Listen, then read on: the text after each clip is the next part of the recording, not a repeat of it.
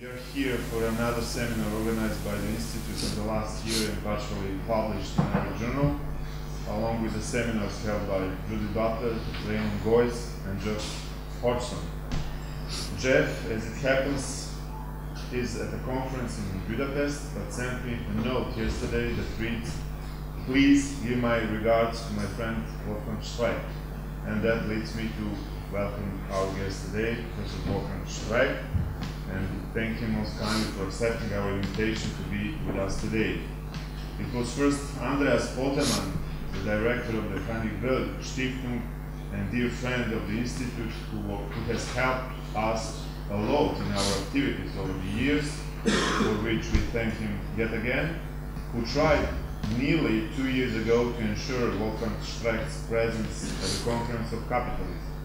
Then we had a friend of Wolfgang's, Professor Smiley Rapić, as an intermediary in the effort to bring him to Belgrade. But it was not until the conference in Wuppertal in February of this year that Marjan Ivković and I were finally able to arrange this visit. Thus, I will shortly let Marjan introduce Wolfgang Streeck and his text Why the Euro Divides Europe, written a year ago and presented at the Wissenschaftszentrum in Berlin, hosted by, I believe, Wolfgang Streeck, another friend of ours, who has often visited us in Belgrade and at the Center for Advanced Studies in Rijeka. I want to remind that Professor Streeck's lecture is tonight at 6 p.m. at the Culture Center for Belgrade, and that after the seminar today, the participants are having lunch together at the restaurant Caruso. Not short walk, but by taxi we will go there. And please, Marjan. Hello, everyone. It is a great honor for me to introduce to you today Professor Wolfgang Streeck, who will be the host of our seminar on why the Euro divides Europe. So the seminar will be based on his recent paper, as Petar Bojanić mentioned. So let me introduce Professor Streeck. Professor Streeck is a world-renowned economic sociologist and Director Emeritus of the Center for the Max Planck Institute for the Study of Societies in Cologne, Germany. He has previously held positions as Professor of Sociology at the University of Cologne and also Professor of Sociology and Industrial Relations at the University of Wisconsin in Madison. And he had previously held various positions across the world in Münster, Berlin, New York, Florence, and many others. Professor Streeck studied sociology and did his graduate studies at the University of Columbia in the United States in 1974, if I remember correctly, and he also finished his habilitation in sociology at the University of Bielefeld in 1986. From 1986 to 1985, he was in the United States, and then he returned to Germany to the post of director of the Max Planck Institute. Professor Streeck's most well-known books include his most recent one, How Will Capitalism End?, which expands upon his influential essay from the New Left Review of the same title, then Buying Time, The Delayed Crisis of Capitalism, 2014, and Politics in the Age of Austerity, 2013. He also authored Reforming Capitalism in 2009. So Professor Streeck's primary area of research, of course, is the political economy of capitalism, and within this field he develops a specific dialectical approach to the study of capitalism from an institutionalist perspective. So a specific school within political economy, of course, alternative to the classical model. And Professor Streeck has recently written a lot about the age of austerity, the future of the European Union, has involved himself in public debates over the euro and the future of the European Union. He also runs a personal blog on this issue, and he is probably most well known to the broader public for his influential thesis on the end of capitalism. Professor Streeck develops a very specific argument that capitalism will end precisely because of its triumph, or more precisely because of the success of neoliberal revolution, which has undermined all the fundamental countervailing forces to capitalism, which have contained its self-destructive tendencies in the past, in times of Keynesianism, of course. And of course, these countervailing tendencies are primarily the welfare state, the capacity of the state to intervene in the economy, and the existence of trade unions and social democratic parties. So capitalism has eviscerated all these forces over the last 30 years. And precisely because of this success, Professor Streeck argues, the excessive commodification of human labor, of land, of money, of all those aspects which need to remain partially uncommodified in order for capitalism to succeed, all these tendencies together, coupled with the growth of social inequalities and the many other detrimental processes, will lead to capitalism's end, Professor Streeck argues, but this end will not mean that it will be that capitalism will be replaced with some alternative, comprehensive socio-economic order. It will be more likely that capitalism will just slowly deteriorate and keep deteriorating until it becomes critically dysfunctional. So without further ado, I would like to give the word to Professor Streeck. Thank you. Thank you very much. This way.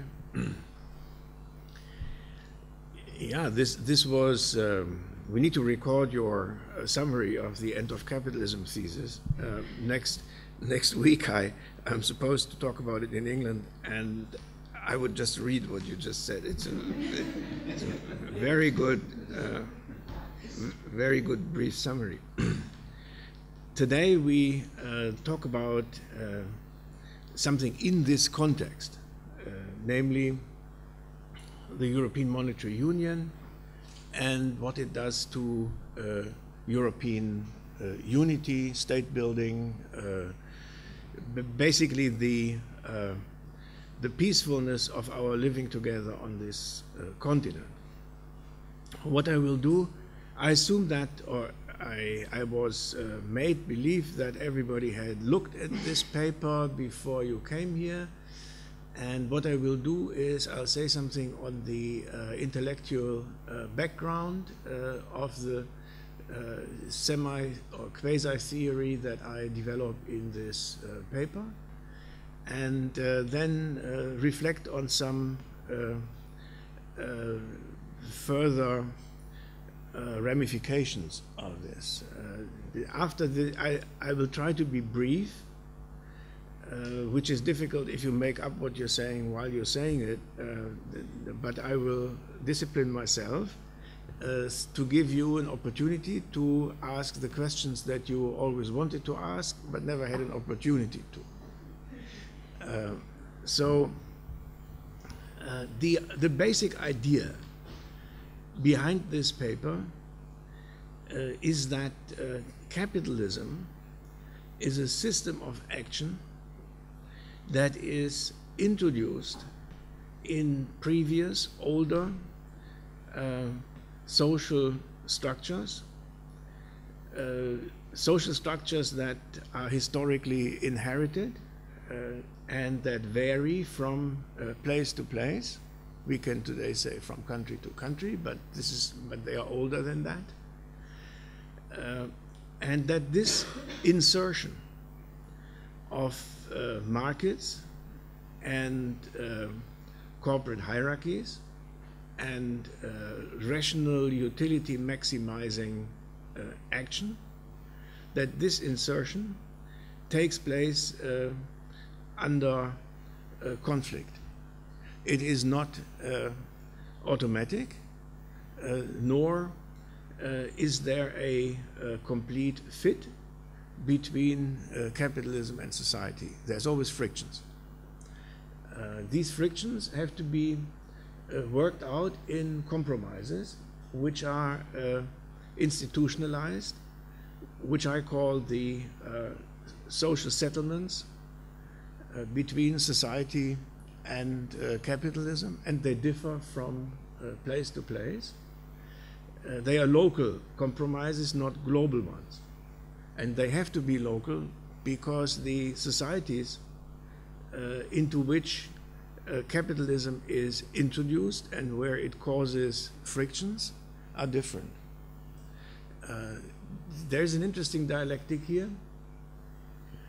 between the universalism of capitalism or capitalist modernization on the one hand and the particularism of social structures and social life as embodied in different languages, different views of the world, different programs of solidarity or egoism, and so on. So all these are long established, challengeable, changing traditions, but while they are socially constructed, the fact that they are socially constructed doesn't mean that they can be removed at any time easily. Yeah, they resist.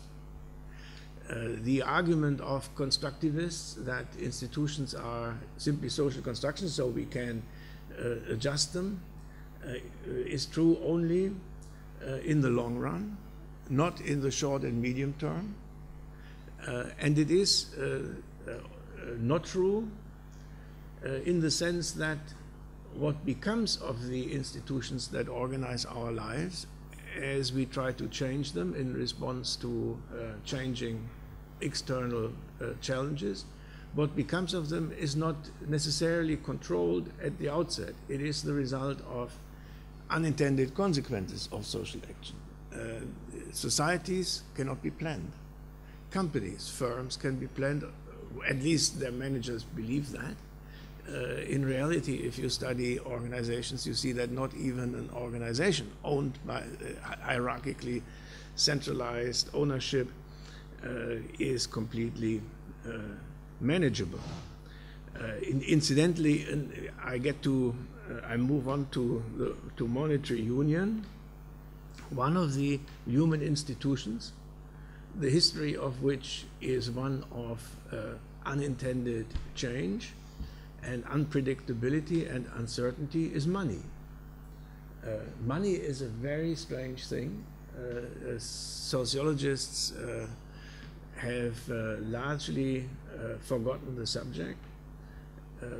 After Simmel, sociology has produced very few theoretically ambitious attempts to understand money. Jeffrey Ingham in England is one of the few people who have taken seriously the notion, as he calls it, that money is a social relationship. You can also say a social institution. It's interesting to see how over time even those who are running central banks or whatever, they do things that turn out to very different from what they intended them to turn out. For example, they cause inflation, and nobody knows where that inflation has actually come from. And you need lots of empirical research without being able to really say what it was in the 1920s that caused in Germany hyperinflation. There's still a debate on it. Even more of a debate we observe now when, for example, the money production by the central banks through buying up the debt of private actors and governments, what that actually will cause, when it has to end. What happens if it is ended? Nobody knows. So I'm talking about the very core of social life under capitalism, the intersection between capitalism as a rational pursuit of self-interest, which is supposed to generate an optimal condition for the society as a whole. That's at least the assumption. Capitalism and society, where societies have different institutions, ways of dealing with the expectations that are inside a capitalist economy. The one corollary of this is that in this perspective, the economy is not a machine, a rational wealth creation machine, as, for example, Keynes conceived it. One of the famous dictums of of Keynes is that that he was working for a situation in which economics would be a very simple technique, such as dentistry. If you have toothache, you go to a dentist, and the dentist will do something about it, and that's what he thinks is going to be economics in the future. A simple technical problem. Yeah. In my view, economies are enmeshed in social structures. Therefore, they are not machines. And in fact, they are themselves a social structure. If you want to translate into normal language what economists express in their equations, you can, I think, easily translate the functions into functions of differential power over in the control of resources. How much wage or how low the wages have to be in order for investment to take place is not a mathematical problem but a political one. It depends on the expectations and the power of those who own capital and their capacity to withdraw that capital from a society in order to put it somewhere else. The moment they have free movement of capital, the reservation price of labor has to go down, otherwise you have unemployment, for example. Yeah? So all of these relations can be translated into power relations, and power relations are attached to normative expectations as they form in dealing with the uncertainties of the future. If this is true, then the European Monetary Union represents a particular economic rationale. You can say the rationale of a hard currency regime. That is one that requires actors to be, in a modern term, austere. That is not to have deficits in their budget, in their public budgets, and it also implies that you should have low inflation. If you have rigid, hard currency, inflation results in, or cannot happen, and if it happens, it is ended even at the price of unemployment. Yeah? Unemployment is not just an economic phenomenon. To repeat this, it goes deeply into the structure of a society. Yeah? It has something to do with the identities, with the expectations, with the way of life of people. So the European Union, the European Monetary Union, basically for historical reasons, all sorts of historical reasons, essentially comes down to a hard currency regime that emphasizes monetary stability as a condition of economic success. And this can be quite productive in a society that the structure of which, the economic structure, the social structure, the way in which it has modernized, a society that has the controls, the resources, the normative values that fit into such a currency regime.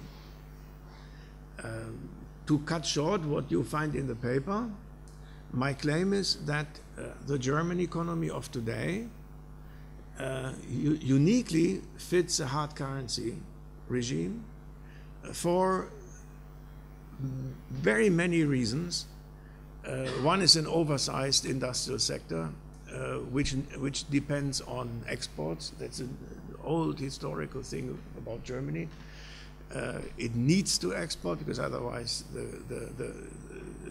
the core sectors of this economy would have to shrink with unpredictable consequences for the cohesion of the society.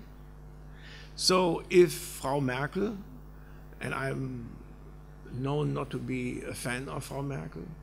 If Frau Merkel was to agree to softening up the European currency regime, she would have a bad experience at home. Yeah. So the German society is governed by a bloc, a political bloc of the export sectors of the industry and the unions of the export sector, IG Metall. This bloc is politically governed by a grand coalition, which is quite logical, of the Social Democrats and the Christian Democrats. Yeah. And they together have one big objective, which is preserve the euro. The euro is Europe. It is us. It is the solution to all problems. Now, already in 1992, a German sociologist, Ralph Dahrendorf, who will be known to some of you for very interesting work in the 1960s and 1970s on class theory and all of this, later made a glorious career. He became a political career. He became, for a while, a member of the European Commission, and then he went to London to be director of the London School of Economics.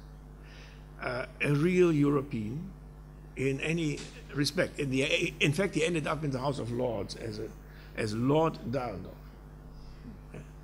Now, Ralph Dahrendorf in 1992, when monetary union got on the agenda, gave an interview in the Spiegel, and he was a very, very famous person, so everybody listened, should have listened. He said, "This is going to be a disaster. We have different countries in Europe that respond differently to monetary policies, and they need their own monetary policies to fit their own traditional historical institutions. I say the settlement between society and capitalism." Why? Basically, he already anticipated the notion that today Pontoson and Baccaro are beginning to develop in detail about different growth models. Dahrendorf says in this interview, the French have a different growth model than the Germans, and the Italians have a third growth model, which differs from both of them. Italian economic growth, which is not bad at all, says Dahrendorf. He knew this, and if you look at the figures, the 1980s, early 1990s were not so bad for Italy. The Italian model requires some level of inflation, not galloping inflation, but relatively high inflation. Why? Because it is the demand-driven economy, as Baccaro says. And the demand basically starts in public sector employment. So public sector employment, rigid employment system, and so on. If you calibrate this right, you can live with it. Of course, you have to have a soft currency that you, if you want to live in an external environment, have to adjust once in a while to by devaluing. Devaluation, says Dahrendorf, is not a bad thing if it fits the economic needs of a country. They need to maintain their monetary sovereignty. Then as to France, he quite rightly points out that the French economy grows through the budget, the state deficits. Not so much inflation, because unions are not so strong, there's more big industry, but the grand projet that the French state starts, and very often requires the state to run a deficit. What do you do? Again, you need to devalue your currency once in a while, but you can do quite nicely with this. I add to this in this article that there is no moral value to having a hard currency. The Germans believe this. If you are really strict to yourself and you are not, then you have to be honest with your money, and that's a sort of moralization of an economic structure. The same happens in Italy and France, by the way. The French socialists would say France, the French nation is organized around the French state. And the French state is the most important agent in the society. We cannot rely on markets to bring about social equilibrium. We need politics. And in order for politics to be effective, we cannot be bound to a 3% deficit. Yeah? The Italians would say that what is the economy good for in the end? It's good for consumption. And driving an economy by consumption is morally entirely fine. Money is just money. It's printed paper or numbers in an account. So different sort of cultural ideas of what money is coincide with different structural conditions for economic growth, which require that these countries are able, the Germans should also be able to run their own sort of money economy, so everybody needs to adjust. The question is money a given? And you have to organize your society so that it fits your monetary regime, or whether the monetary regime is a social institution that you try to fit to the needs of your society. Needs being defined not just in terms of consumption, but in terms of keeping the social peace, living in a compromise with the demands of, which is always full of frictions. We have to add this.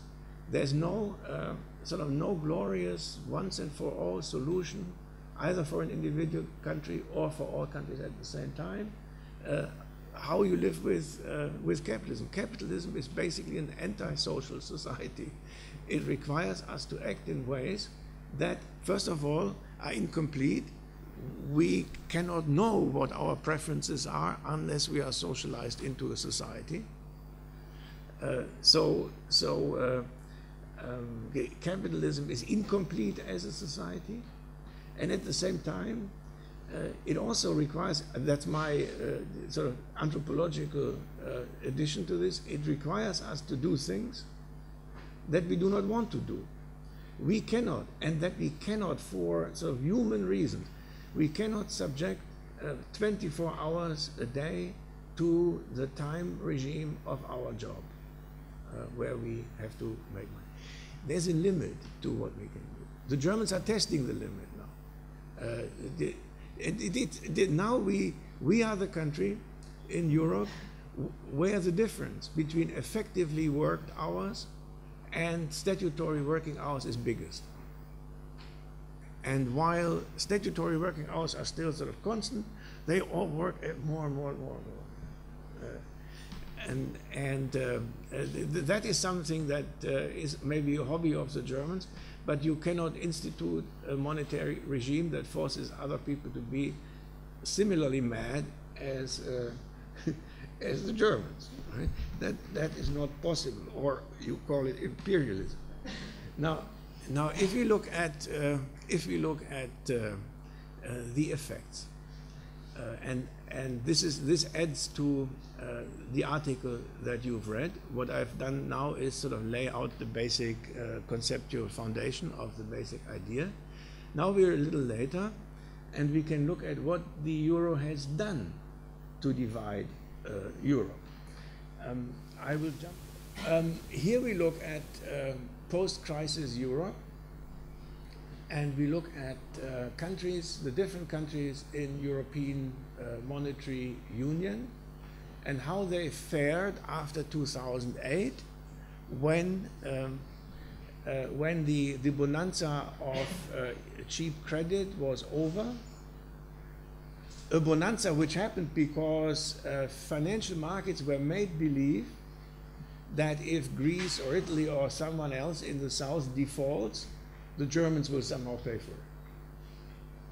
And then the Germans have a strange habit. They sort of point to treaties and they say, look here, look here, it says no bailout. No bailout, you understand? You've all signed no bailout. There's no bailout, we can't bail you out. And so everybody was disappointed. Right?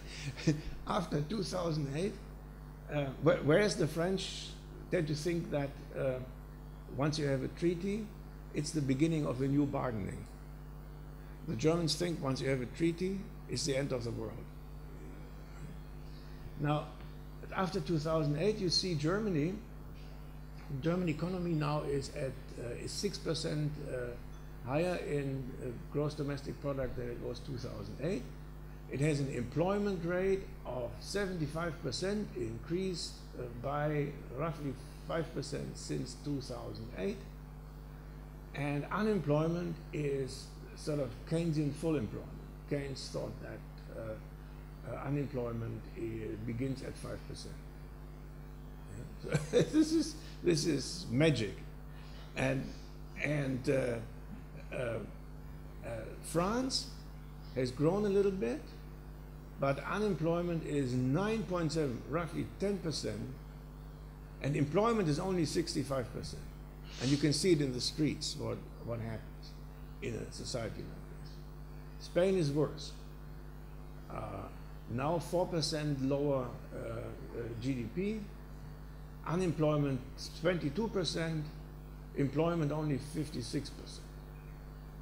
Now you can go through Portugal. It's all a disaster. Italy, they are all in monetary union. Italy is a disaster. 8.3% lower GDP, 12% unemployment, and only 60% employment. The rest, if you add employment and unemployment, you get 72 years. The rest is people who have retired from the labor market. They don't even look for jobs anymore. They are completely excluded. Greece is the worst. 1/4 of the GDP lost, 62% employment, but 24% unemployment. 50% unemployment among young people. Now, Sweden, outside monetary union, doing very well. Ireland, inside, doing moderately well. If you look at the unemployment figure, it's still far too high. Now, a few more figures on Germany. No, let's go back here. Backspace is here. The mechanism that makes for this is the different ability of countries to live with a hard currency regime. The result in this case is that in Germany, the effective German currency is undervalued by roughly 14%, whereas in Greece it is overvalued by 24% if you take the euro as if it was a national currency. Yeah? Germany would long have had to revalue upwards, whereas Greece would long have had to devalue downwards. And you see how Italy is, the league in which Italy is. France, they work with overvalued currencies in a time of economic crisis. Whereas the Germans are exporting like mad because they work with an undervalued currency. And they are happy about Draghi sort of producing euros with a printing machine, because this lowers the external value of the euro in addition to the relative internal, so that there's another devaluation effect in favor of the Germans, of the huge German export sector, which again adds to it.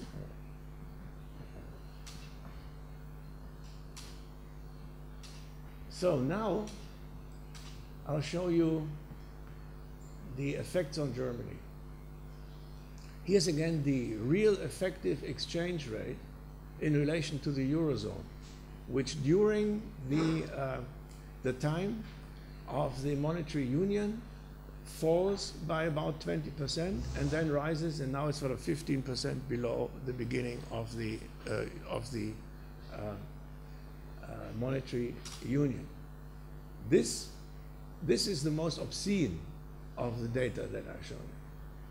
This is exports as a share in GDP. And in 1999, when monetary union was created, German exports were already high for a big country, 27%. During the time of the monetary union, they went up to 45% of the German GDP is being exported. That is like a small country like Sweden. Yeah. And then my third exhibit of obscene economic data is this. This is the net foreign assets, foreign assets of Germany, which were in 2002, 2003, roughly plus minus zero.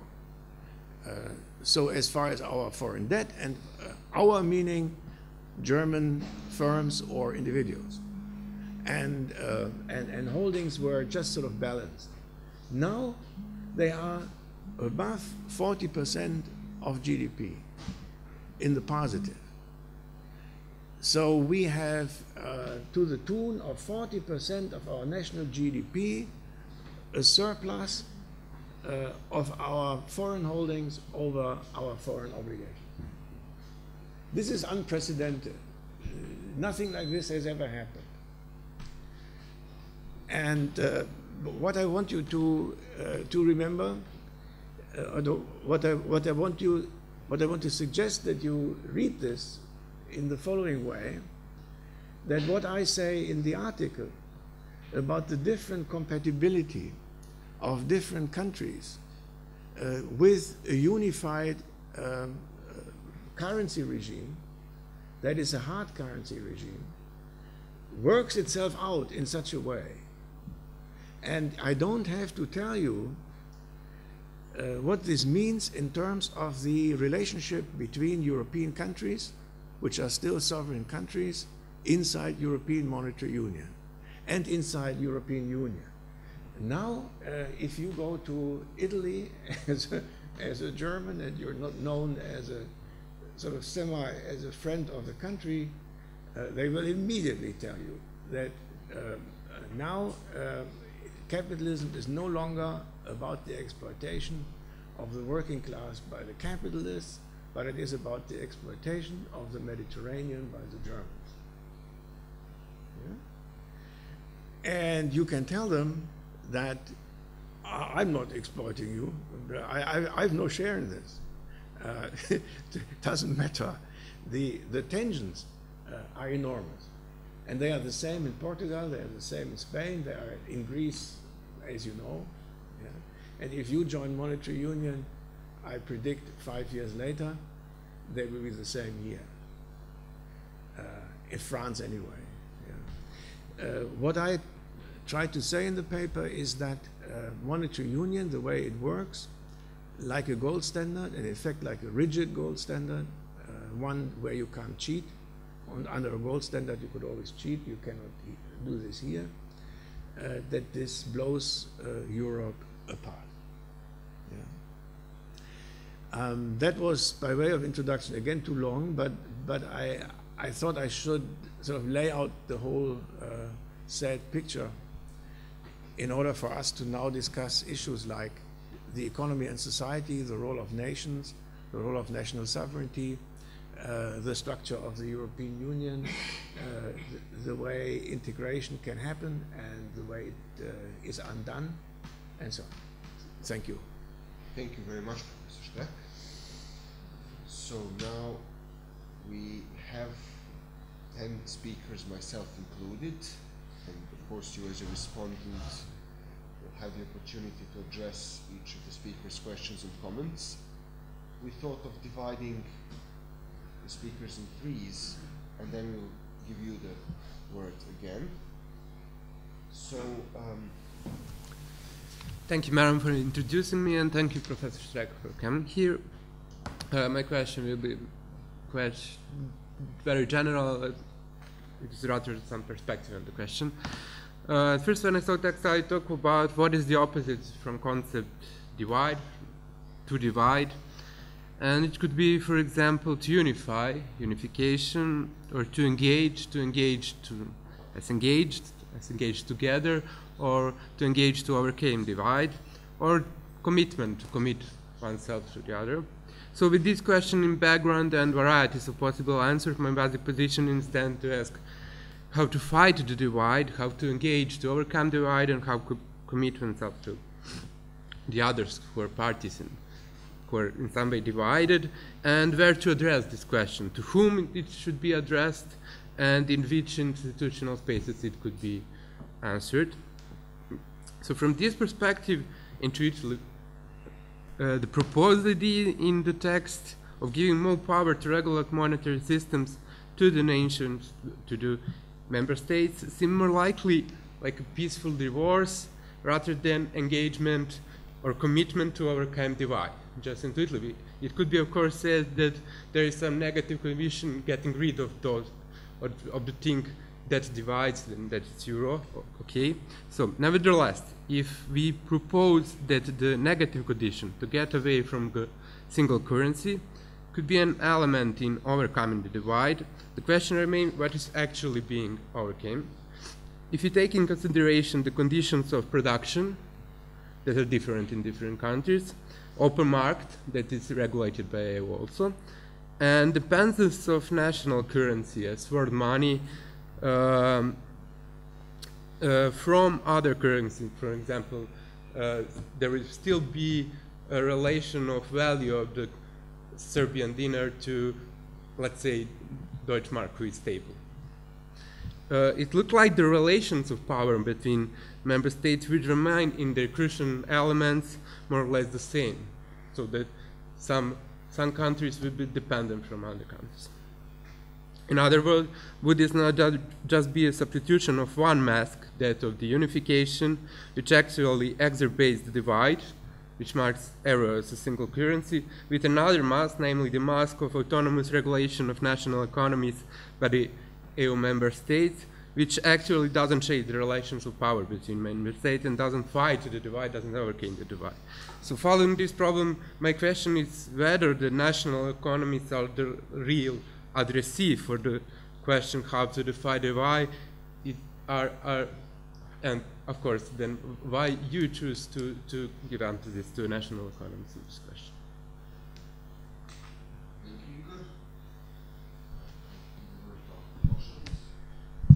Thank you.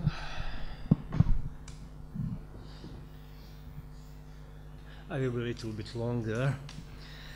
And as far as the position of euro and the cohesion of the European Union is concerned, I would follow a couple of your traces. First of all, of importance is the fact that you took part in the rehabilitation of capitalism as a paradigm of analysis. And this is to be understood that you promote capitalism as a research program. That is, capitalism is to be seen through the prism of the political-economic flexion, and it should be complex enough to analyze the subject, namely capitalism as a specific type of social order. Of course, this endeavor is to recall the political economy as the research program is not new. A lot of heterodox authors, for example, in the post-Keynesian camps, economists such as the representatives of the French School of Regulation, programmatically treat capitalism in a similar way that you do. But when you refer to capitalism as a specific type of social order, or capitalism as a social system with the, as I remember, imperfect mode of reproduction, your references include economists or sociologists like Schumpeter, Max Weber or Karl Marx. And you have also submitted to the institutional theory, more precisely to the specific form of institutionalist political economy. And what is important that this research program does not treat capitalism as a field for manifesting objective economic rules, but as a context of manifestation of interrelated social institutions and for the interplay between the order and disorder. And as we could read, for example, in your Buying Time, the delayed crisis of democratic capitalism, you represent orientation that recalls the social democratic orientation naturally in the reconditioned manner. As we know, even the speculation on the consequences of the end of capitalism could derive from the classical logic of social democratic account. Although many commentators, especially on the left, lament over this orientation as the part or as a part of irreversible past, it seems that you consider the possibility of internal corrections of capitalism. In fact, there is within your reflection a social democratic articulation of the contradiction between the capitalism and democracy, emphasized by a lot of authors, but in completely different perspectives. So actually, European Union is, in your perspective, a specific institutional, quasi-federal form of the contradiction between democracy and capitalism, and its institutions are beyond the frames of democratic legitimation because they don't render accounts compared to citizens who meanwhile become consumers. Buying time as the tactical feature of the European policy burdened by the persistence of the private debt and debt at all may be understood as a policy which postpones the crisis but making the spillovers throughout Europe. The crisis is no longer explosive but implosive one because it spreads in time.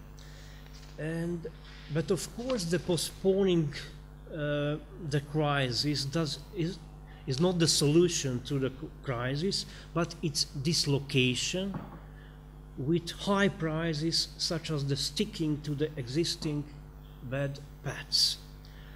This may be the short way, of course, how to narrate the crisis-ridden dynamics of capitalism from the 70s to the present time. And you agree with the term privatized Keynesianism, which represents a conversion of the public and private sphere and entails a very deep mutation in the infrastructure of capitalism. The financial category, such as the subprime, is now a surrogate for the eroding social policy of democratic capitalism.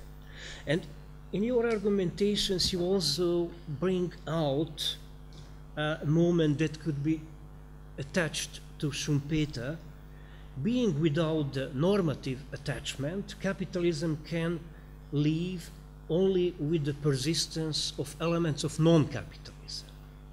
And this sense, Europe or European Union today is exposed to the crisis of the relationship between capitalism and non-capitalism. So it is also significant to emphasize that despite emphasizing the epistemological importance of concreteness of social system, there is a capitalism tout court.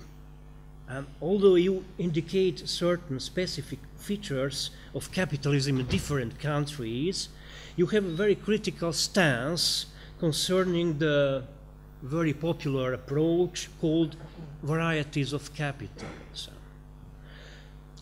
Here, of course, we should open the analysis concerning the institutional articulation between the dynamic of capitalism as such and the dynamic of, for example, German capitalism that is of crucial importance for the understanding of Europe. You point out that Europe has actually never been so disunited as it is nowadays, especially after the attempt of unification via common currency, or after the seeking for the centralized fiat money. And for you it proves to be the illusion that the political community is at the same time a monetary community as well. What about the ominous German power? Germany is the quasi-sovereign instead of the absent sovereign in Europe, and it is managing the problem of the acute disconnection between the state and money in the case of Europe.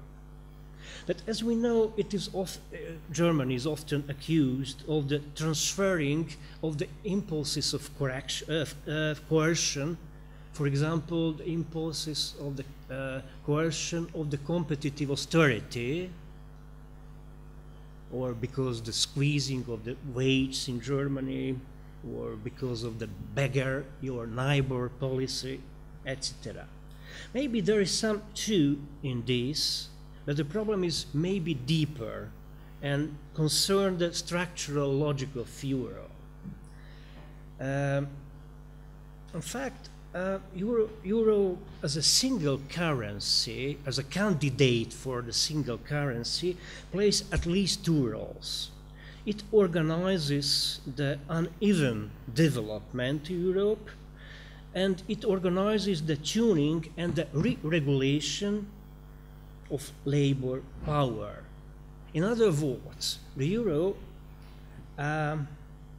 organizes the capitalist power in Europe in the context of international competitiveness and fiscal imbalances.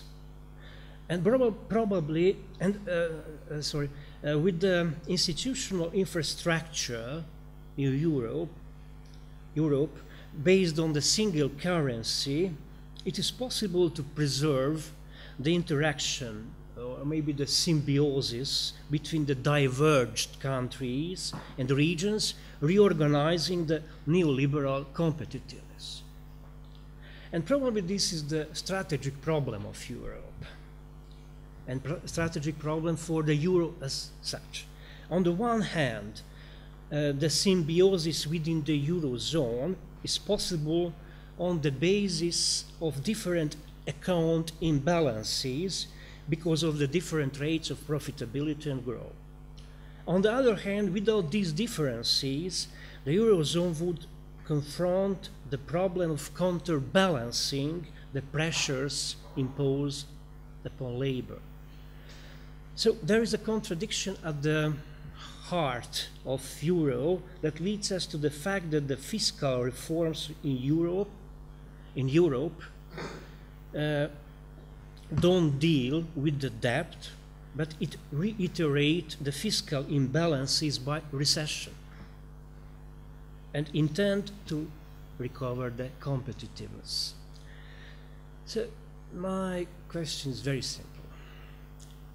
Is there any real opportunity to create a reconditioned social democratic account of Europe with the European Union burdened with the eventual collapse of capitalism and its consequences, and with the euro burdened with the structural antinomies? Or is there any real opportunity to reformulate social democracy, account of capitalism, with the people who are consumers and not citizens? I very much appreciated the underlying of this text that we're speaking about, according to which money is a constantly developing historical institution that requires continual reshaping. The idea, which is, I think, very much needed in political theory and also in political philosophies, so often detached from this crucial institution and not a neutral symbol in Smithian terms or a cultural object in Parsonian. I also found your thesis about the replacement of capitalist economy with economy pure and simple, and the replacement of the social struggle against capitalism by the political and juridical struggle for democracy quite compelling. Now, coming most from the political philosophy background, and with these two theses in mind, I would want us to return to the sphere of the political, although the previous speakers did not detach themselves from the sphere of the political. So I'm continuing where they ended. When we, as you propose, stop sanctifying the single currency regime and see it for what it is, an expedient that has by now lost its purpose, how do we deal with it politically? And as a corollary, where does democracy fit in? Do we need to give up on the idea of post-national salvation in its entirety? Or in other words, is there a political way of not returning to the nation-state framework, in losing or in dropping a common economic monetary framework, inexpedient as it is? Would you agree with Kostas Lapavitsas, who once claimed that, and I quote, "the left failed to recognize that the mechanisms of the European Monetary Union are a reified class practice which cannot be changed by voting left in Greece or bringing Podemos in Spain to power," end of quote. So would you say, as he does, that there is no political maneuver against this in European Union, within European Union, or some other sort of common political framework? Can we envision a political, and by this I would wish to think of democratic, not political as such, internationalism which would go beyond both liberal free market cosmopolitanism and its forebearer 19th century and early 20th century working class internationalism, consigned very much to the borders of the nation state? And here I refer to your Exploding Europe article, one footnote. So my question basically is there a way to see the institution of money as being reshaped in that faraway future or near future in any democratically conceivable way? I begin with Igor's question. Divide, what's the opposite? Unify, and what unification? Is there the possibility of a peaceful divorce? What do we see coming in terms of that's the way I translate the question.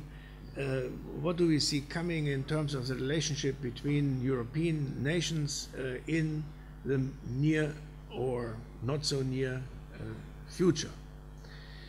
Now, I am pessimistic with respect to our capacity to do away with the varieties and differences of both the social welfare state and the capitalist production system in these different countries. Partly because we all specialize in one way or other. So the Germans have specialized on automobiles and machines. The Italians used to specialize on textiles and food and what have you. Is it possible, or what role will nations play in the future?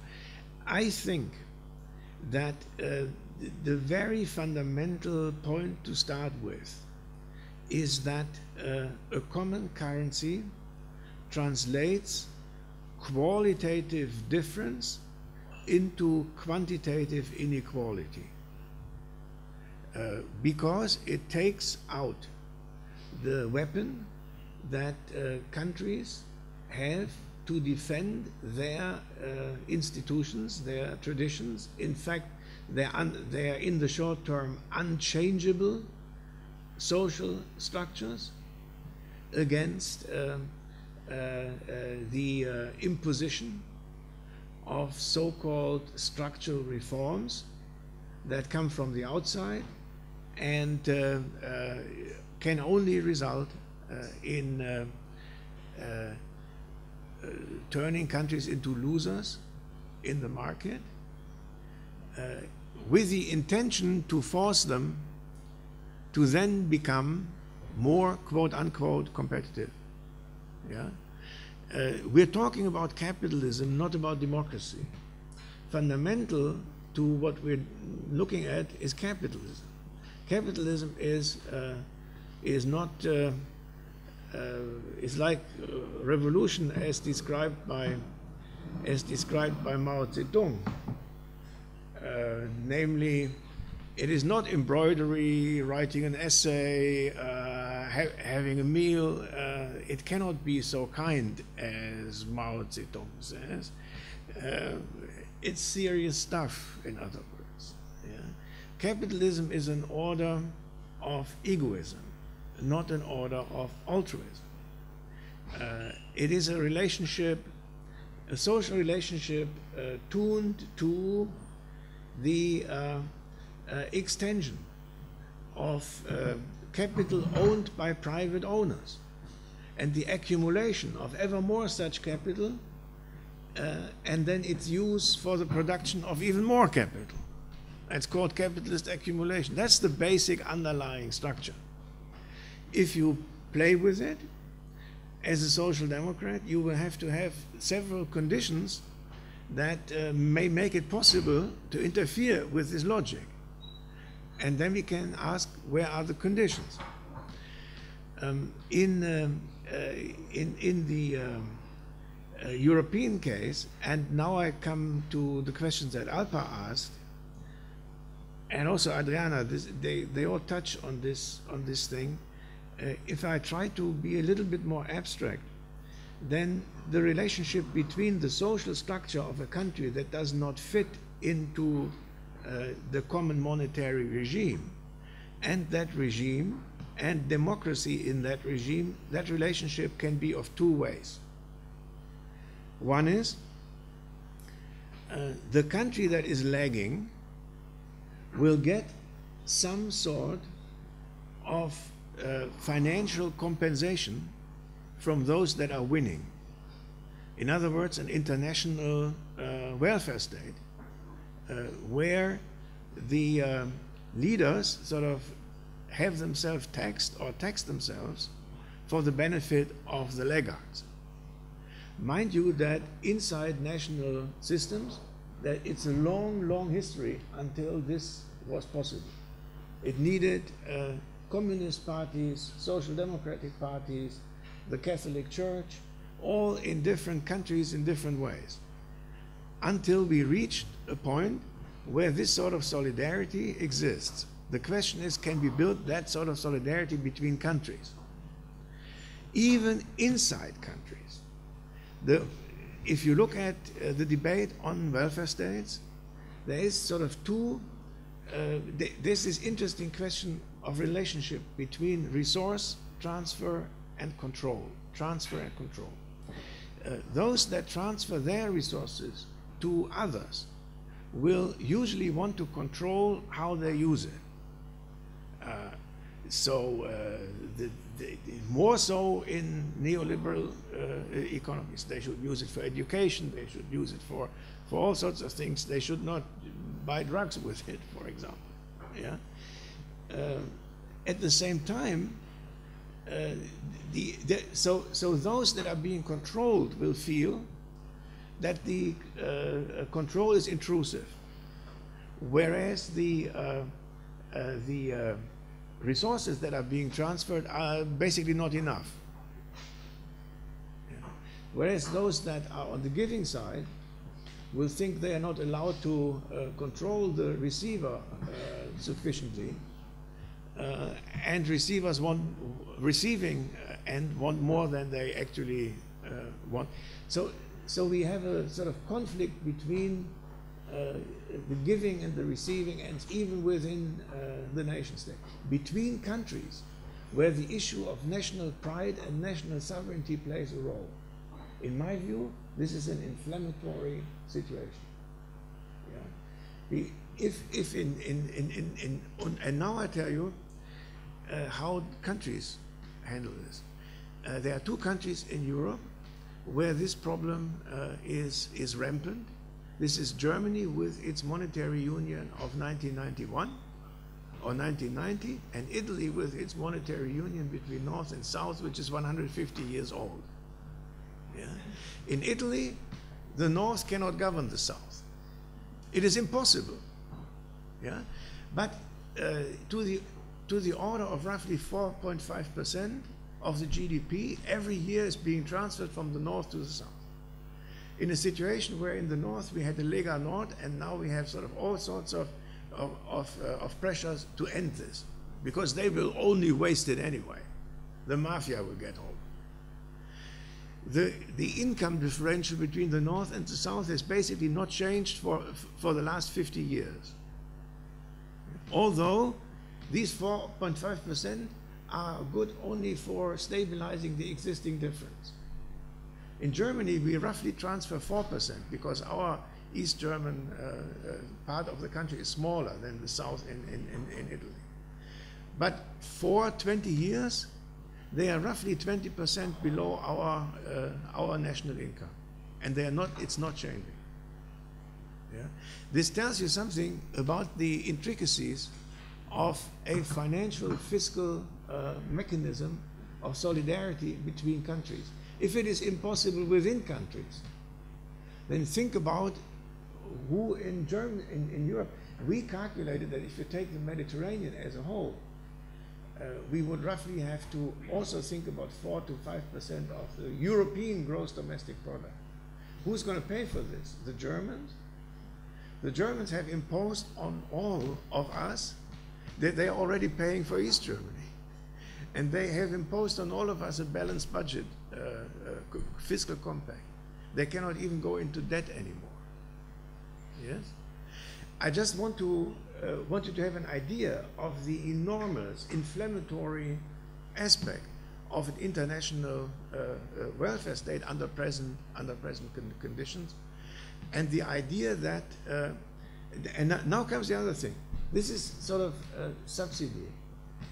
The other way in which a lagging country can relate to the regime is to take the regime as an external force, as the Italians say, vincolo esterno, to reorganize themselves. And the reason why Italy went into the European Monetary Union after its party system had crashed under the Mani Pulite, under corruption in the early 1990s, was exactly this. The Banca d'Italia and the finance minister, the word vincolo esterno is all over the place. We want an external constraint so that we can reorganize our society so that it becomes a decent capitalist society. In other words, kick out the stupid trade unions and all of these things. The point is, it has not worked. Yes? It has not worked. The vincolo esterno was not able to reform that society so that it could become more compatible with the hard currency. In fact, inside Italy, the vincolo esterno for the South hasn't worked either. These mechanisms of solidarity are easily turned into an international clientelistic structure, which is there's not much money, not enough money for everybody there, but for the political elites. And you can give them some money so that they can buy the votes for pro-European, quote unquote, parties, which otherwise pay their own members, and they are sitting, and nothing changes in the structure of society. It remains a traditional clientelistic society, funded from the outside for geostrategic reasons. If you recognize that picture, this is intentional, you see. There is not enough available for this purpose. And the resistance, and I would add, as a final point, the resistance inside a country against being reorganized is already high against their Banca d'Italia national elites. But I tell you, it will be even worse if the command to change comes from Germany. Yeah? I have a sort of cynical sentence on this, and then I finish this, which is that Germany has already tried to reorganize other societies. It's 70 years ago, and it was one of the most complete disaster in history. The lesson I draw from this is that the idea of a German Europe is poison. Yeah? The unfortunate thing is that the idea of the good German Greens and Habermas and so on of a European Germany is very hard to distinguish from, in reality, from a German Europe. Yeah? And German policy may be making the mistake to think that they are dissolving themselves into Europe so that Germany becomes Europe. Whereas everybody else in Europe sees this as they trying to make us like Germans or introduce the German way of life. This is not an invention.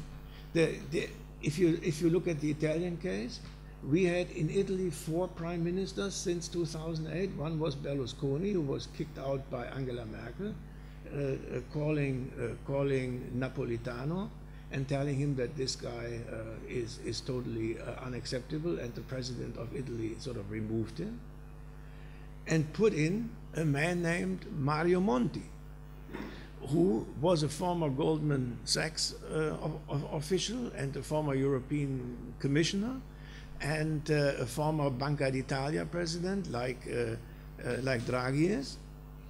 Yeah? And Monti came to Italy to govern Italy, and then he wanted to be really elected, and he gave an interview to the Financial Times in which he said, I admire Germany. I have one goal in my life. I want to re-educate the Italians so that they become like Germans. And he ended up with 10% of the vote. Yeah, okay. I tell you, you can tell those people who have that rhetoric that they should look at Mario Monti and what happened in Italy. And then there came another prime minister, which you already have forgotten, by the name of Letta. Yeah? And now you have someone who calls himself the destroyer because he wants to destroy the old political elite, but now he's being destroyed in December by his referendum. Yeah? It is not so easy. As I said, thanks to all. I have only 2 small interventions. I was wondering to which extent is your Weberian outlook in which money is perceived as a weapon in the struggle of man against man compatible with Georg Simmel, that was mentioned, views on this subject. Namely, in his philosophy of money, Simmel argues that money as a universal mean of exchange dissolves the pre-modern necessity for personal forms of interaction.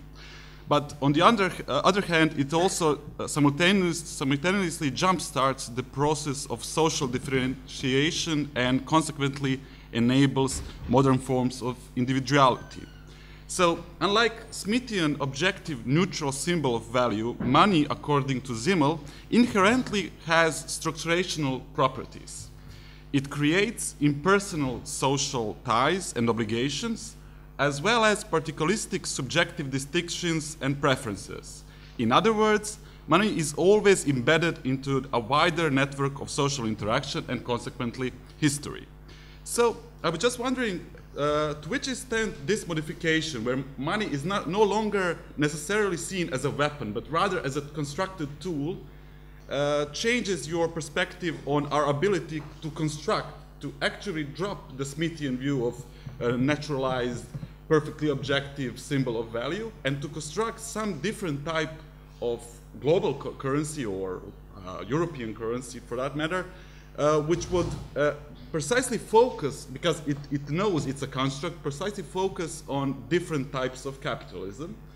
And the second intervention, or comment or question, is although we can all agree on negative consequences of this Smithian essentialistic view of money as something inherently neutral, objective, and that's something that perfectly depicts value. We might also say that and this is where I refer to the end of your paper. We can also say that the nation state also has the same ideological problems, in the sense that it also is seen as something that is a given of history, that is the best way of dealing with redistribution of international cooperations and things like that. So I was just wondering whether when we critique this kind of essentialistic view of money, whether we can whether we could do this without critiquing simultaneously essentialistic approach in regards to nation state. Yeah. So we have all the now because Thank you. My question is mainly about the two kinds of capitalism you mentioned. You said that one is not morally better or worse than the other.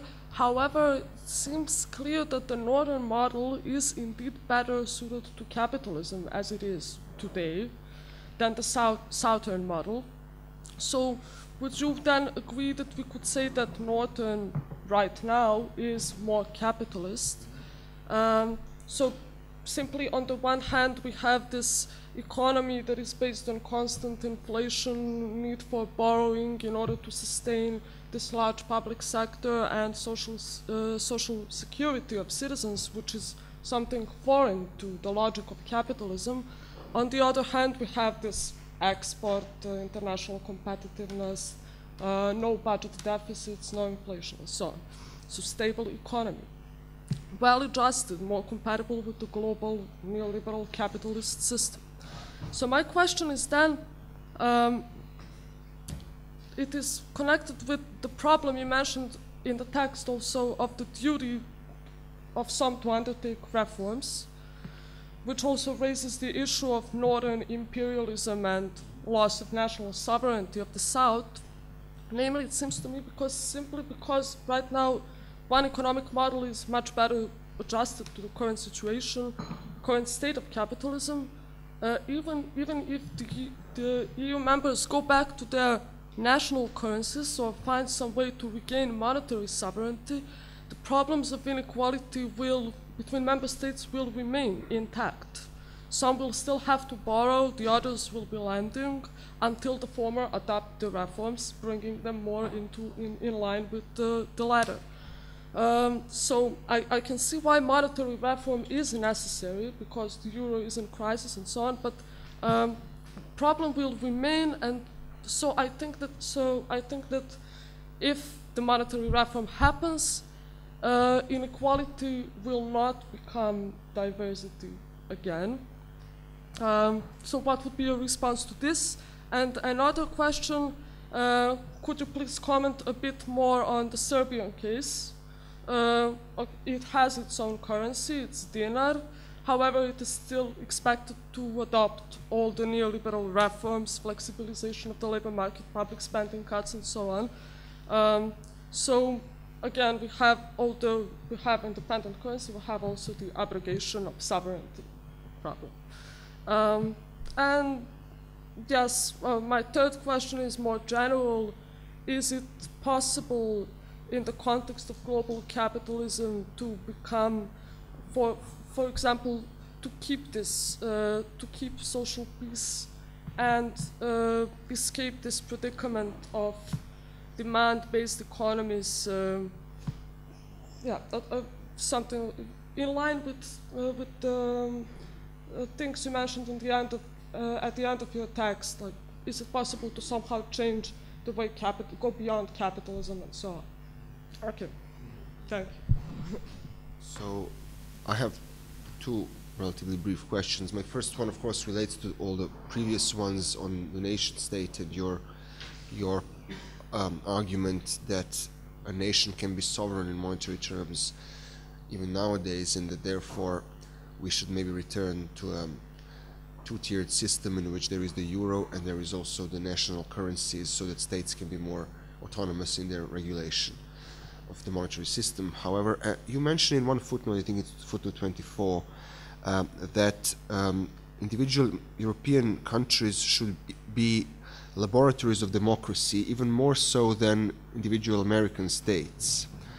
And my question is, to what extent do you think that this is possible at all, even if there were no Eurozone, given the present state of capitalism, which you have so aptly defined in How Will Capitalism End, where you argue that even in individual capitalist states, the capitalist elites have become what you call plutocratic. The states have become plutonomies, in the sense that the capitalist elite does no longer depend on the citizenry to reproduce its own wealth, but can act transnationally and globally, and can move away from the state if something happens.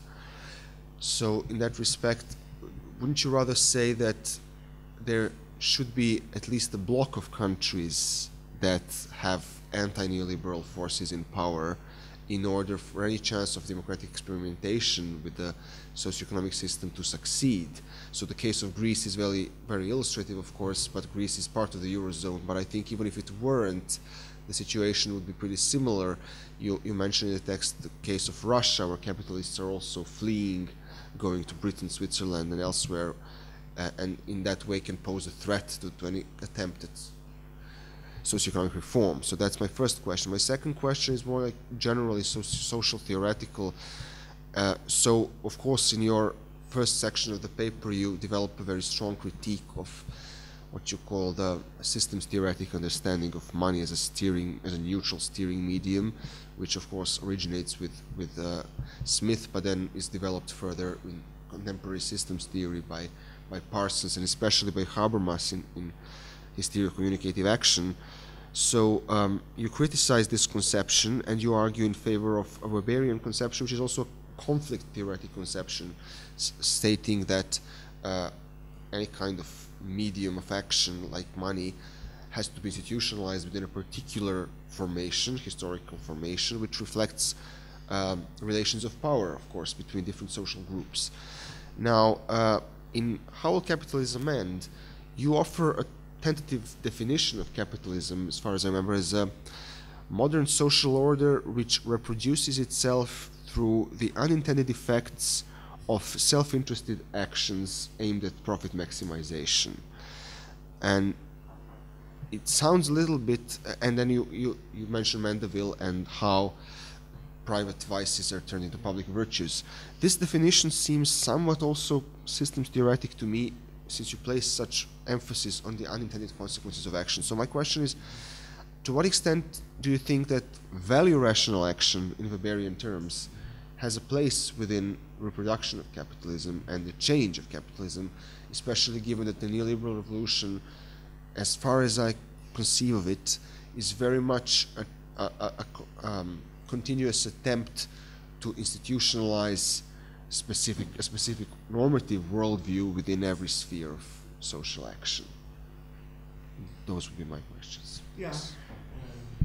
This time I begin with the last intervention.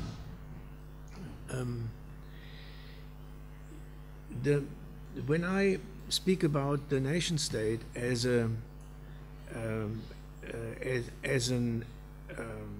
system of action or a collective actor on which one could rely to do a few things today that need to be done, the idea is not to say that this is the ideal structure. It is like in biological evolution, nature can work only with a material that it has itself produced. Yeah, all I'm doing is suggest that it would be probably counterproductive if we threw this last remaining institutionalized structure of collective action on the graveyard of history at this point. Yeah? I'm not saying that the ideal future world will be one of nation states. I'm saying, I'm now a little older than you, so my future horizon is shrinking from year to year. Let's say I have still 20 years to look forward to, and that would be a lot. So I think within that time, I do not see, I cannot see that it would be useful to cast aside the nation state, because there's in the democratic nation state of Europe, there is at least some sort of tradition, some sort of rights, some sort of capacity for collective action still there. Although I have described, among others, how this has been dwindling in recent years. Yeah? It is a defensive argument, not a euphemistic look at the future. I'm not a nationalist, I'm a pragmatist.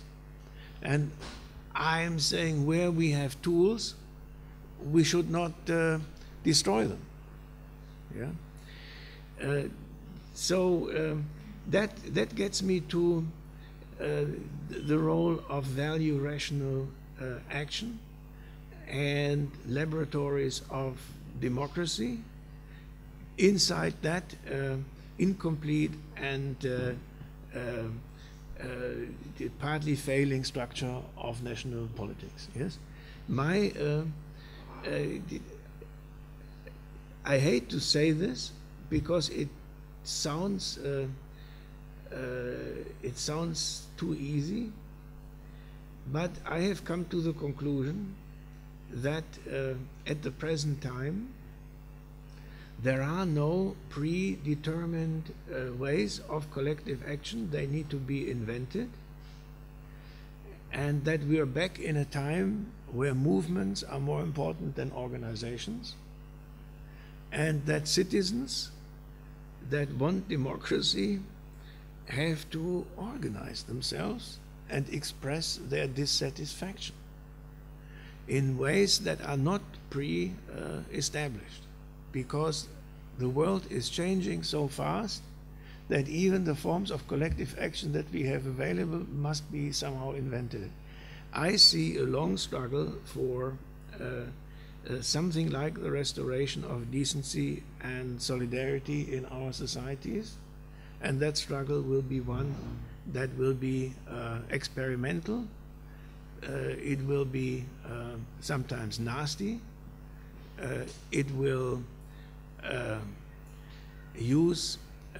it will commit errors, because unlike in traditional communist theory, we cannot say this is the correct strategy. Yeah. But what in my scenario of the end of capitalism, we have to call it somehow, in that scenario I see as a productive, positive aspect more unrest on the part of citizens and more expression of emotions as opposed to blueprints for a better society or a better capitalism. I think the time of these blueprints is basically gone. Or let me put it otherwise, they will be listened to only if there is noise in the streets. And noise in the streets is the equivalent that people have to the discontent that capitalists express as they sell their shares. Politicians look at the stock exchange and they guess from the movement of stock prices whether capitalists are content or not. And if they are not, they say, oh my God, capitalists are concerned, we have to do something about it. Yeah? And that's sort of the only observation they now make. I want them to have another competing observation. People in the streets are really angry, and they could do things that we cannot predict, in the same way in which capitalists can sort of threaten through the aggregate indicators of economic performance that they might move their capital to some other place, right? So you have to make yourself heard. There's no way around it. Your other point, the system theoretical theory of money, and Weber, the conflict theoretical model, that also relates to, I think, Sergei's point about Weber and Simmel. I'm talking here about money as an institution, as a political institution in a society. In other words, as a macro phenomenon, not as Simmel. Simmel basically is the micro theorist of money. And his follower today is Ariana Zelica, who does wonderful work on the way people use money in their everyday interaction to structure these interactions. I look at it from a macro-sociological perspective. And there questions come up like, are we going to have a gold standard? Are we going to cover money with metal? Where are the limits of money creation? Who creates money? To what extent can politics create the amount of the creation of money? These are questions that are political. They have been raised all the time since capitalism existed. In the 19th century as well as in the 20th century. I quote one example, the battle between the gold standard and the free money creation by banks in post-Civil War United States. Yeah? And different groups with different interests have different ideas about how money as a collective institution should be run. And that is quite natural. We understand this. We understand also how that different groups have different ideas about how labor markets should be run. And what I suggest is that the question here becomes, are we to be allowed to adjust the way we run money at the national level or supranational level? Is it acceptable that we want this to be matched to our ways of life? Or is it the other way around, that we have to match our way of life to the way money is run? Now, I fully understand that if you look at this from the perspective of a corrupt economy, let's be shorthand and say the corrupt economy where a small elite sort of has gotten hold of money as an institution and then exploits it to their benefit. Yeah?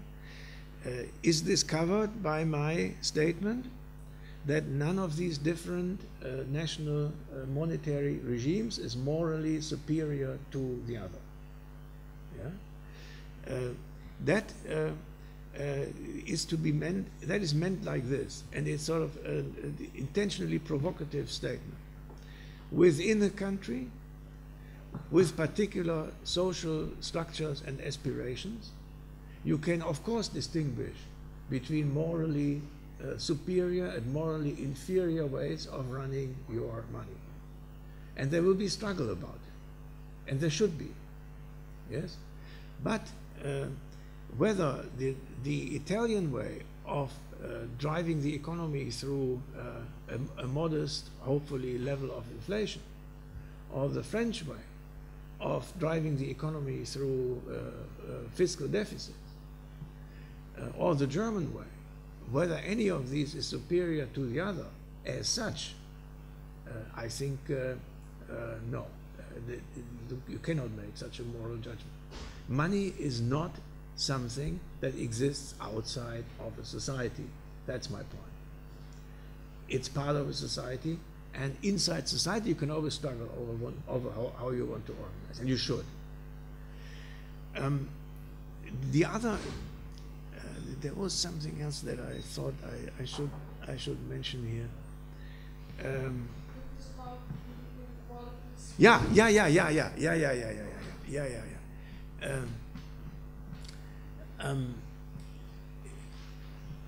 See, there's another aspect to this moral question, which is like this.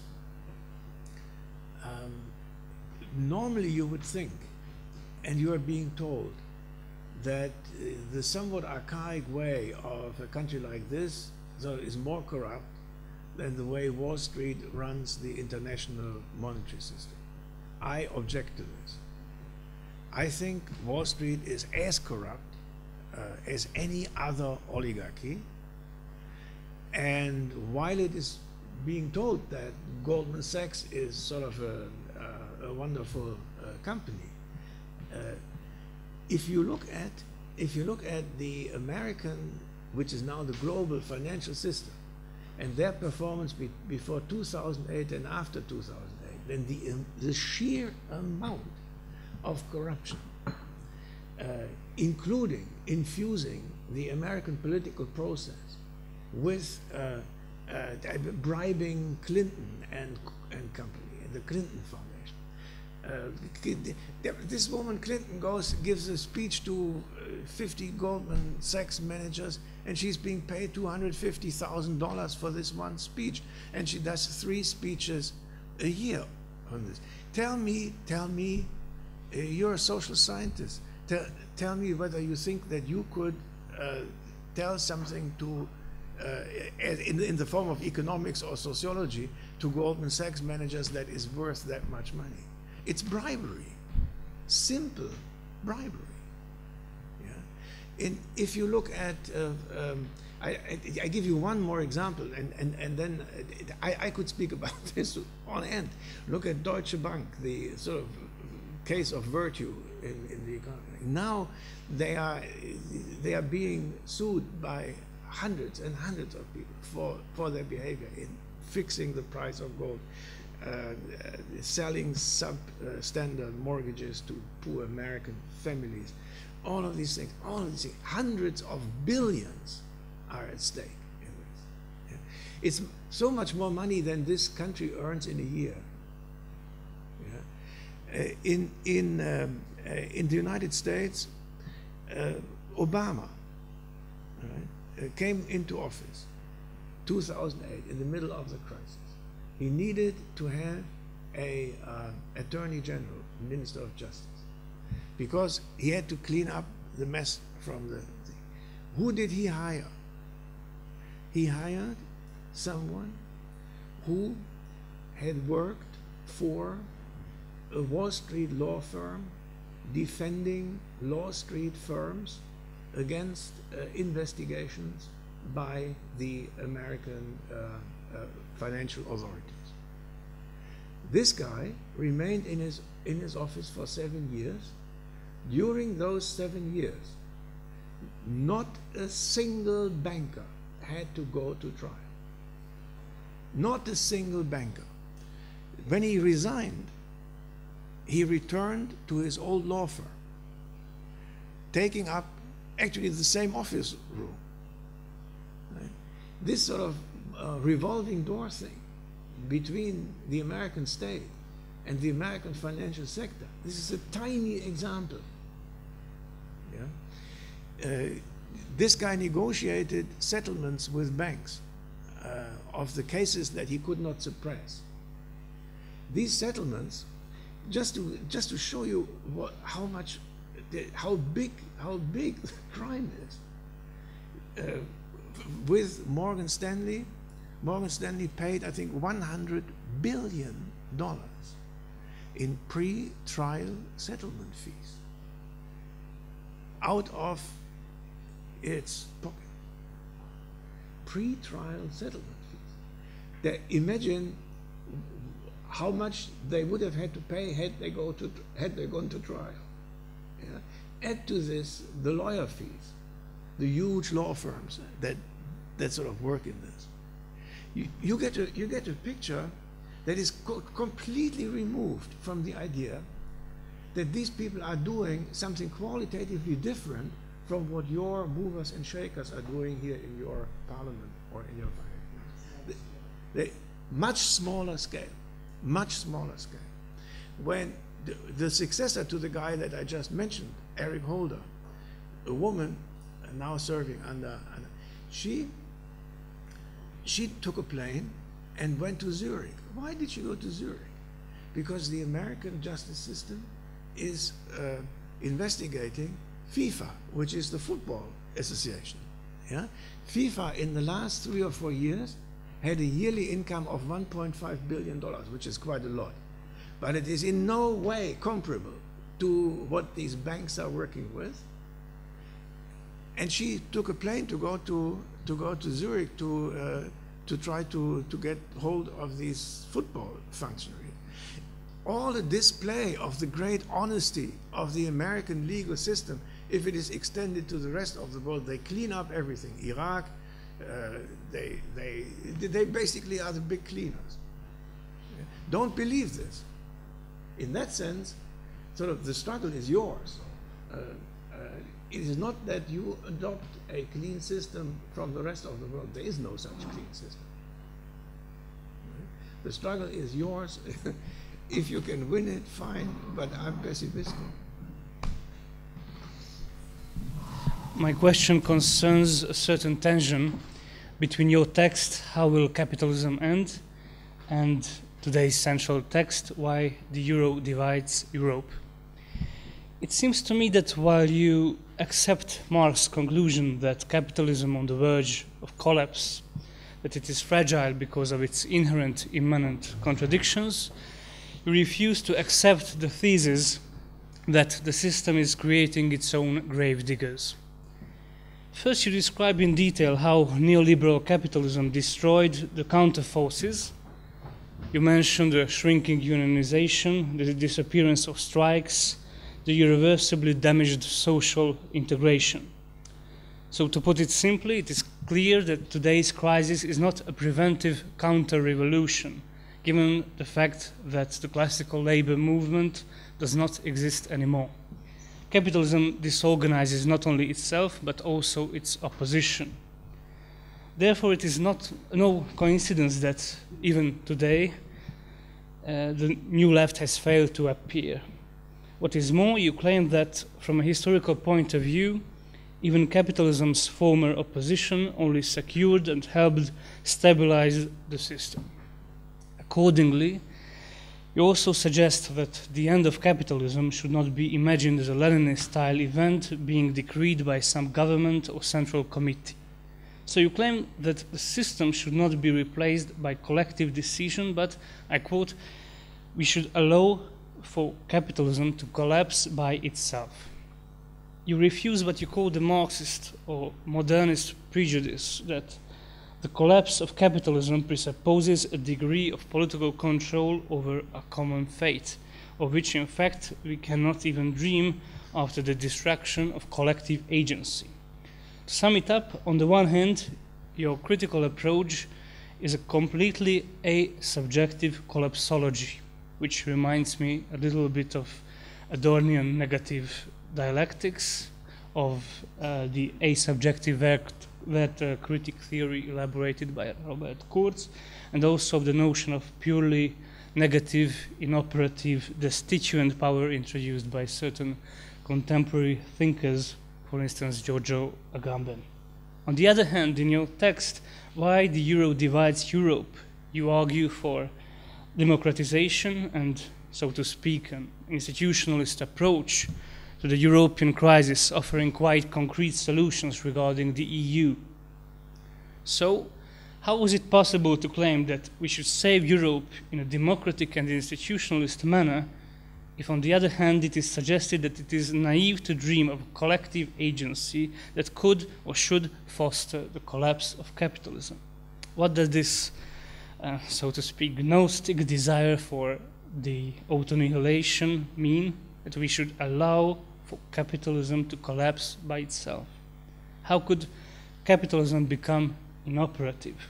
What would be this asubjective, disintegrated counterforce without any positive and alternative vision of the future, which could still, in a certain sense, contribute to the collapse of the system, and what is more, as you suggest, also to solve the crisis in Europe? So to sum it up, it seems to me that there is a certain contradiction, or at least a certain tension between these different strategies of interpretation. So I would like to ask, how could we reconcile them, and what would this reconciliation, if it is possible at all, mean politically?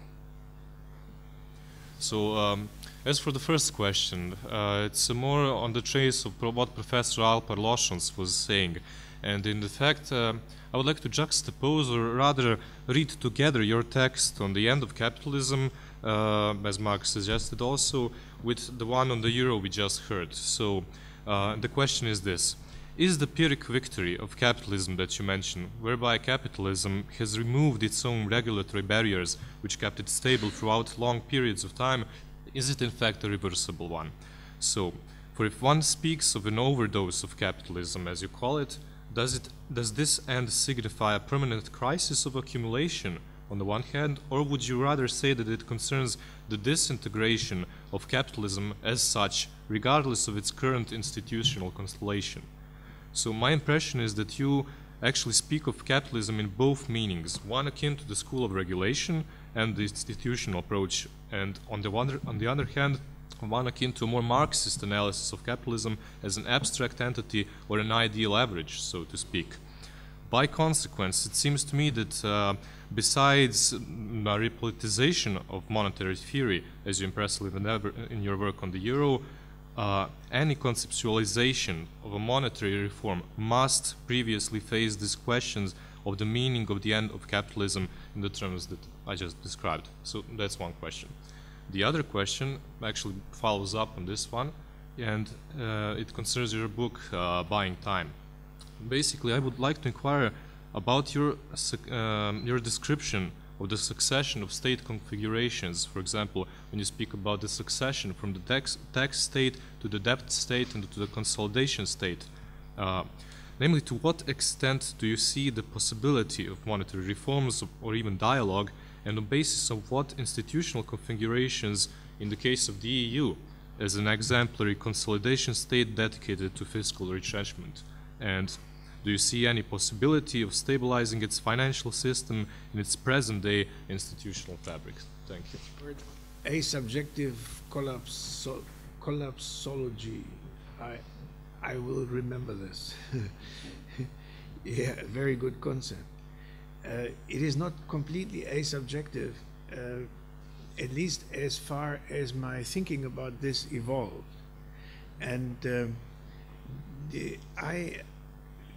I think that those authors who tell us something about how the neoliberal ethos is invading the life world and begins to, and the neoliberal capitalist structure begins to depend on people improvising a social order in their everyday lives that capitalism as a regime of accumulation can no longer provide. Yeah? In a recent piece, I used the four concepts in order to describe the character that would be needed to maintain in an interregnum period that structure as a habit of coping, hoping, doping, and shopping. Yeah?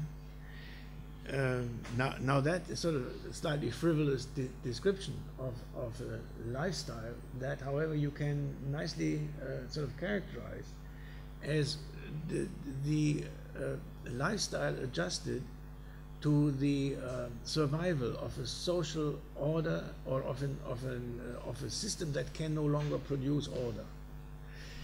I'm not good at predicting things, and I have seen too many predictions disappear and falsified. But if I look at it now, my favorite concept would be that we're looking at a long-term period of anomie and disorder, in which the stabilizers that we used to know, the institutions are no longer working, and people are sort of trying to find their way through them.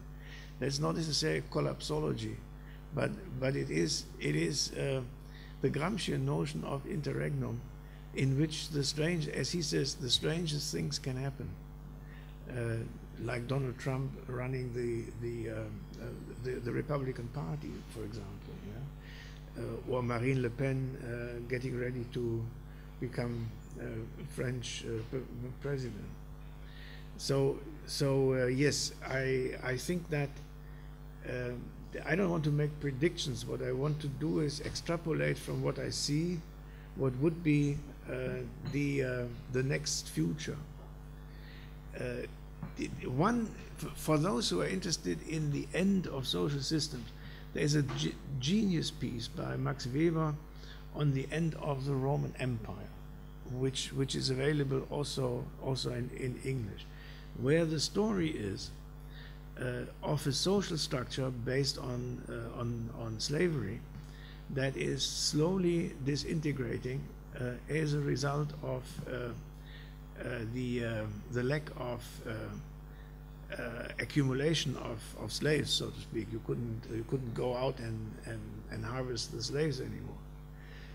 As a result of which, and that's the interesting thing, the market and the public sphere is increasingly replaced by the inside of large land holdings, which become sort of privatized, and where the feudalism of the future begins to shape up, to take shape very, very, very slowly, so that after 200, 300, 400 years, people can look around and say, my God, we have a new system, which is called feudalism. Yeah?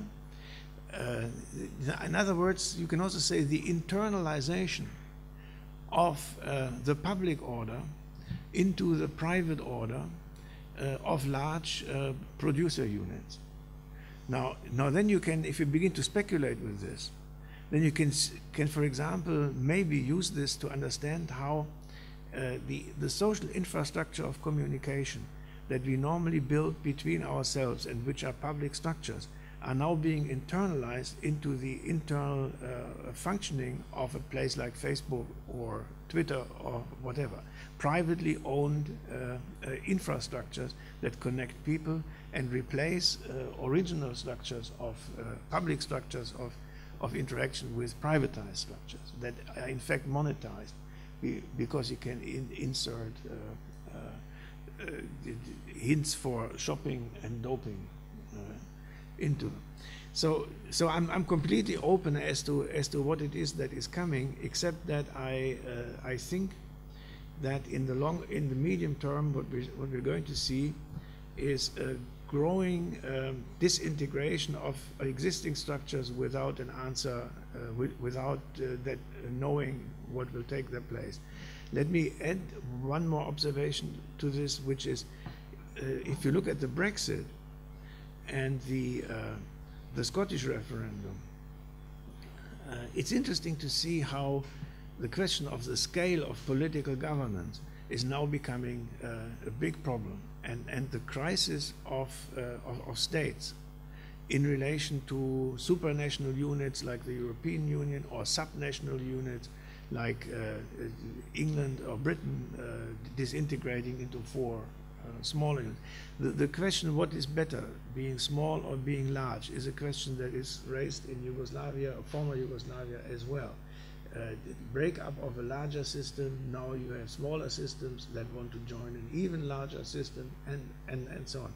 So this is what I would call experimentation. In this context, in a sort of pragmatic sense, when asked what we can do in Europe to prevent, and then you could say Germany from being the enemy of everybody, by trying in vain to reform everybody in the German under a German model.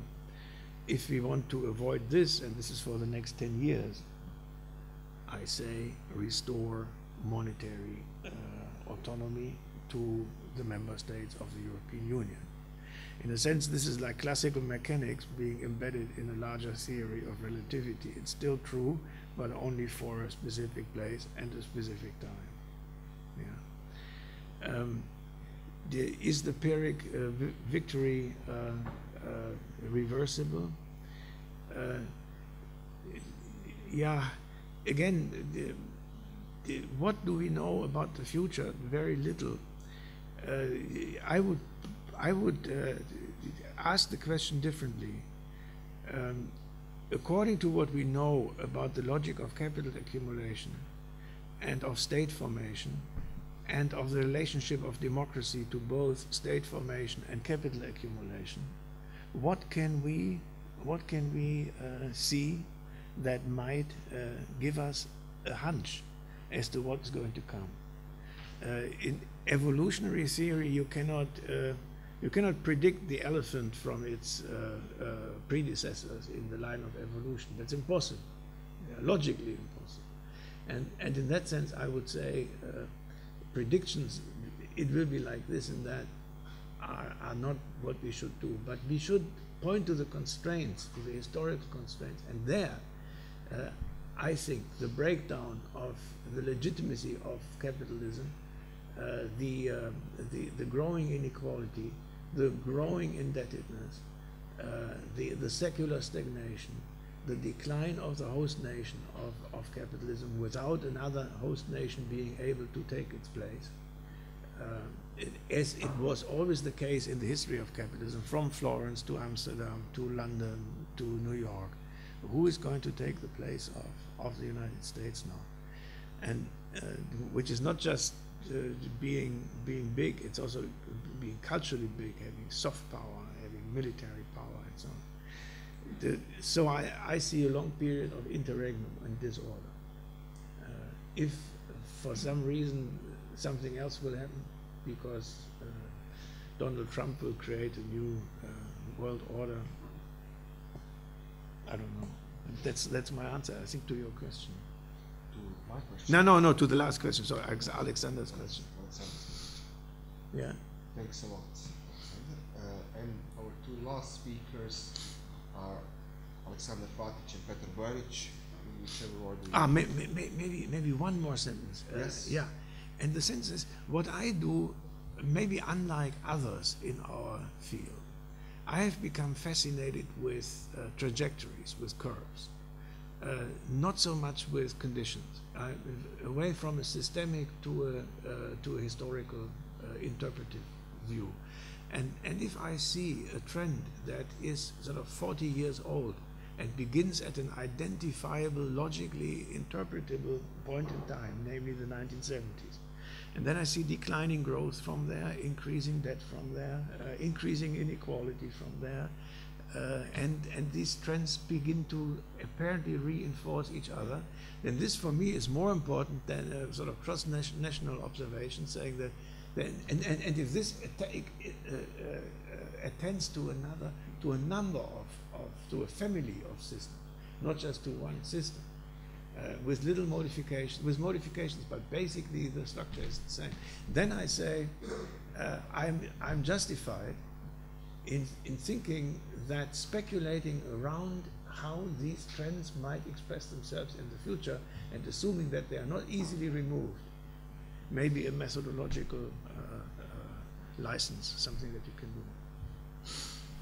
I already asked you upstairs about presence of Habermas in your text, because I think this is completely redundant and not necessarily after 1 year interruption. Probably today the name and the critique of Habermas will not be here. Second, when you are using the word or the concept of friction, in several of your texts you are using this word. This is Friktion in German. I'd like to remind you that this is the word of Clausewitz. Clausewitz uses this word, and important is that pedalo di frizione, this is Kupplung. There is no problem with the friction. Frictions generally are normal state, And but problem in Clausewitz's text is if you have what is the friction in Clausewitz, that everything, for example, you prepared strategists prepared everything in the field, troops are, everything is arranged, but you have a rain. Friction for Clausewitz are something accidentals. And in that case, because I think that for you, friction are something radical. That means, and for Clausewitz, it implies, he said, a strong will of strategies. That means Napoleon is Napoleon because he could manage with some accidental things. Also, north-south. That means your text is completely binary, how to say, organized on this dichotomy or asymmetrical dichotomy. And in that case, is it today you will use this protocol? For example, if you are obliged to reconstruct this text today, would you perhaps soften this north-south protocol? And finally, this is okay. One analogy. Analogies are always bad, I read a text by Bertrand Russell from January 1915, entitled "Ethics of War," and he's a strict, as you know, pacifist, perhaps a radical one. And when I read this text 100 years after, I noticed that this pacifism is an invention on that time, is nothing else but an addition to war, making it even more terrible. Namely, in this text, while arguing against the war happening at that moment, Russell gives his reason when, according to him, wars are in fact justified. But justified wars are not the wars, for example, of self-defense. On the contrary, they are wars of colonization and wars of principles, such as wars for defense of the democracy are justified for Russell. Your reasoning here is so sovereign that it surpasses, I think, the possibility for European monetary politics to be reconstructed at all. In that case, you produce an excellent weapon for the opponents of Europe, just as Russell at the time, while criticizing the ongoing war, provided reason for justifying wars taking place today. That means I'm not sure that Russell is not responsible for this after 100 years. Well, okay, you already mentioned that you are not for national state, but imagine one reader in 100 years. Well, I know this is perspective a little bit strange, but we'd like all to have a readers in 100 years. Yeah. This was a fascinating talk to me. Thank you very much. I'd like to comment very briefly on a couple of facets of the euro and the monetary union and the values which you elaborated on, which are connected with the euro. Specifically on the impact of the euro-centered policies on solidarity in fragile states and the social consequences of that. And secondly, on the impact of the value stereotypes, some of which you mentioned, such as the stereotypes about various nations within the European economic area and European monetary area, on the future atmosphere within the current context of a gradual reaffirmation of nation states with growing insecurity and the crisis of the European Union and the crisis of the philosophy of globalization in general.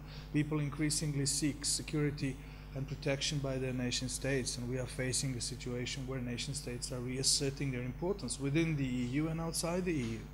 Brexit is not the only example.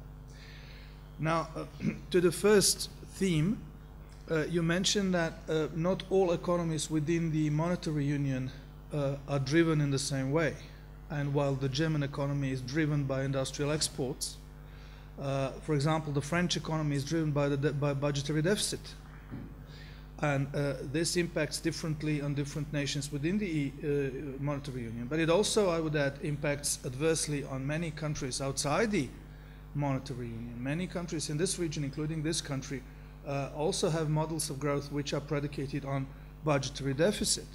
And because of this process of harmonization and this overwhelming desire to join the European Union and adopt the European ways of thinking, in which the German economic model of thinking is obviously dominant, many countries have imported IMF geniuses and installed them in positions of ministers of finance, and these people subsequently declared it their absolute priority to balance the budgets. So what they did was they actually balanced the budgets and created social collapse. Because if you balance the budget, you curb the budgetary deficit in a country where growth is driven by budgetary deficit. As a result, you curb production, you curb service provision, you lose jobs, and basically you curb demand, and you introduce a recession, which is not only economic, it is also social recession. And the consequences for solidarity are devastating, because societies which are driven, I think, by budgetary deficits are also tend to be societies where links of mutual informal solidarity make the society float. The state is seen as a provider, it is the major employer in such societies, and people tend to rely on those informal links of solidarity rather than the crude laws of capitalism in order to survive. And there is a sense that a mutual caring attitude is what keeps those societies afloat. In this country we had a saying for a long time. We had a saying that nobody could tell you how people survive. When you basically calculate the amount that people earn per month and the amount that they spend is considerably larger than the amount that they earn, and nobody can really tell you how they make the money which they spend. And one of the answers is that they rely on these mutual links of solidarity and assistance, including financial assistance, to survive. Now, obviously, the logic of capitalism is such that capitalism doesn't care about mutually caring relationships, other than those relationships being rational conditions for peaceful cooperation. And in these countries like this one, in this region, we are used to thinking about mutual caring relationships as an important ingredient of our quality of life, which traditionally has been very low in terms of statistical economic outputs. The spontaneity and solidarity which marked the quality of life was the major element of our enjoying life. And this policy is really reducing the solidarity and thus reducing the overall quality of life in societies outside the monetary union. And there's this, I mean, the reason is there's this mechanism in foreign policy which is increasingly being adopted in policy in general, and this is a mechanism of bandwagoning. Bandwagoning means that smaller economies and smaller countries group behind major initiatives which are led by larger countries. And we have the Serbian phrase for bandwagoning as a policy, and it is the phrase "Kud svi Turci, tudi mali mujo." Basically, that's bandwagoning. Now, we are being bandwagoned by this fascination by Angela Merkel and her policies. And the consequences for these aspirant countries in the social sense shouldn't be underestimated. They are even more, even graver than the consequences for partly failing European economies, such as the Portuguese or the Spanish economy and other Mediterranean, colonized, as they would describe themselves, economies. Now, that's one comment to which I would like to hear your potential thoughts and reflections. The other comment is this idea of stereotypes which are being reinforced through the sort of economic logic within the monetary union. You mentioned the stereotypes about the Germans. The Germans are hardworking, therefore they are madly in love with their jobs, but they shouldn't be able to impose those, as you call it, madness on other nations.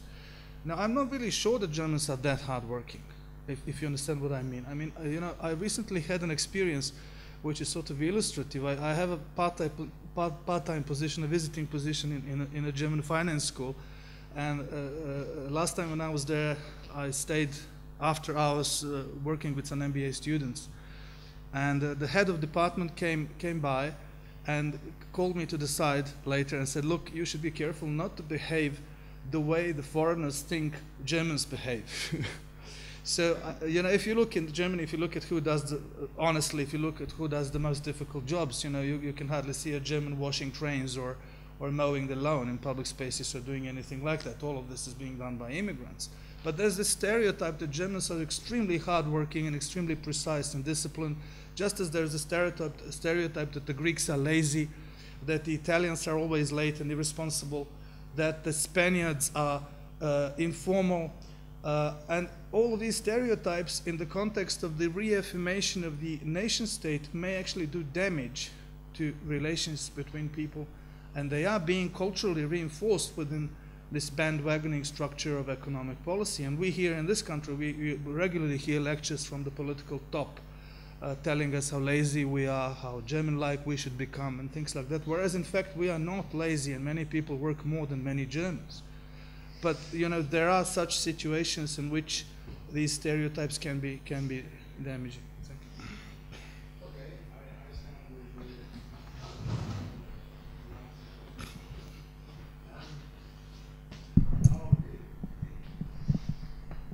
As sociologists, we can look at the way people use their time,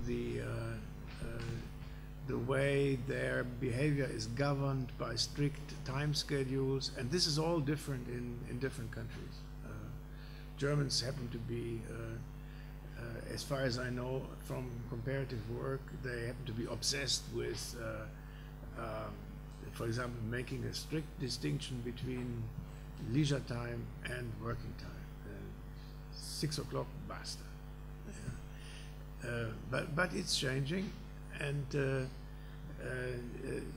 there's also a growing complaint about work and sort of penetrating into what used to be free time. And that's a complicated story. I don't want to go into this because we would have to look at the data. My conviction is that there's hardly a country where the obsession with work, performance, productivity is as general as it is in Germany. It's obsession. Now, of course, it also changes between regions. Absolutely, yeah. In the Rhineland, it's a little bit different from, let's say, Baden-Württemberg. But there's anthropological work that does. But that's not my point here. My point is that work cultures are differently organized in different countries, and none of them is morally superior to the other. And they are all sort of subject to the basic imperatives of capital accumulation and work under capitalism, and not accepting completely the logic of your employer may be a virtue, not a vice. I at least so when people tell you that you should be like the Germans and work, then remind them of Mario Monti as Italian Prime Minister.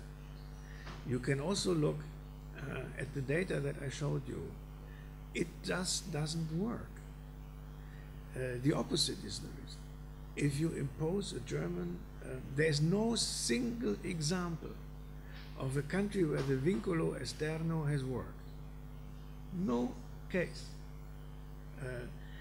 The national elites in Europe have for some time tried to copy, quote unquote, the German path to prosperity. The French also. The reason why Mitterrand wanted the euro was partly geostrategic, but also in order to discipline his own central bank, and by having a European central bank that follows German rules. Yeah? And it didn't work. The society doesn't buy it. It doesn't fit. It may fit in 20 years, but then one generation has suffered from the non-fit. If you want that, one can do it, but tell your politicians to show them that German ways work for Germans, but they don't work for others, especially if you impose on them through some sort of constraint. Capitalism is not peace and friendship, and it is not having a good life, and it's about capital accumulation and the way in which we can work out a way of surviving this process as human beings. The Petar. Now, yeah, Habermas is important, and in later work, a review of the lure of technocracy, which appeared at the Polity last year, I go more deeply into this, not just in the money thing, but also in the capitalism things. And I do think that at some stage he imported into his theory fundamental mistakes made by system theory with respect to the economy, stemming from Parsons and being Parsons and his negotiated peace treaty with the Harvard Economics Department. Famous event. He spoke to the dean, and they divided what the economists are going to do and what the sociologists are going to do. Sociologists do values, economists do rational action. From there you get to a sort of machine model of the economy. Everybody acts rationally in the economy. You can write this into equations, and rationally means basically maximizing money in a developed country under the what Parsons calls the evolutionary universals, one of which is money, the other is market, and so on. So at this point, sociology didn't have to bother with it anymore. And Luhmann sort of adopted this, and Habermas, in his fascination with Luhmannian sociology, sort of did this too.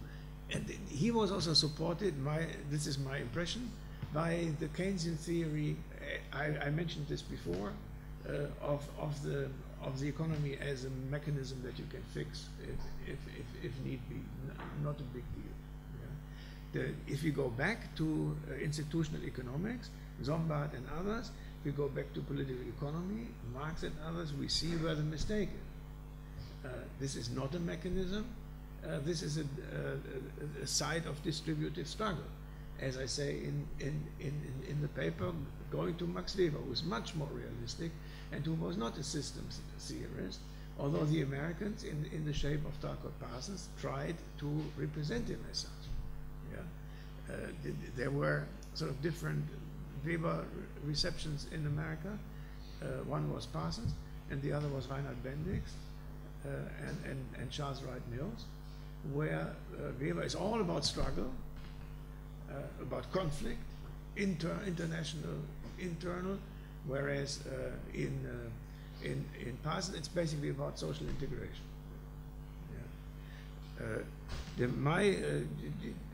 I have to admit that for a long time I worked with tacit, one still sees this, one looks back, with tacit Parsonian assumptions, when I was hoping that social science could sort of produce some sort of program for a social democratic control of the economy. At the latest, after 2000, I came slowly to the conclusion that the historical opportunity for this had been missed or had never existed. We don't know, but that now it is time to look at the thing with more sort of theoretical, and that would mean non-Parsonian eyes. And when you introduced me, you mentioned a book which came out in 2009, completed before the crash. You quoted it as reforming capitalism. It is sort of ironically, with tongue-in-cheek, the title is not reforming, but it's re-forming. Yeah, reforming. And at this time, when I started writing this, I sort of thought the reform of capitalism has resulted in capitalism reforming itself, coming back. Yeah? And that was when my interest in neoliberalism, the neoliberal way of life, and the historicity of capitalism sort of came back. But before, with many others, I was sort of believing that with smart management, one could, maybe even on an international plane, sort of do something to domesticate these animals. Yeah. Now Keynes speaks of the animal spirit, that is, put them in a cage and they turn into milk cows. Yeah.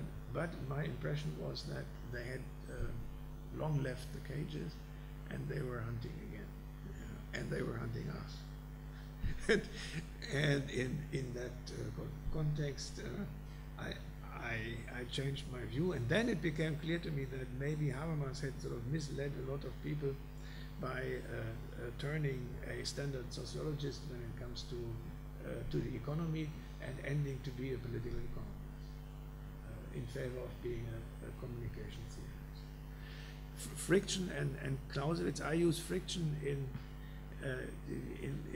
two ways. One is actually the Clausewitzian sense, which means accidents. And my claim about the period of interregnum is simply that the number of accidents is increasing. Yeah? The growing uncertainty. The book, I keep forgetting the name, the last governor of the Bank of England, famous guy, wrote his memoirs, which came out this year or a year before, and it is the title is something like The Great Uncertainty.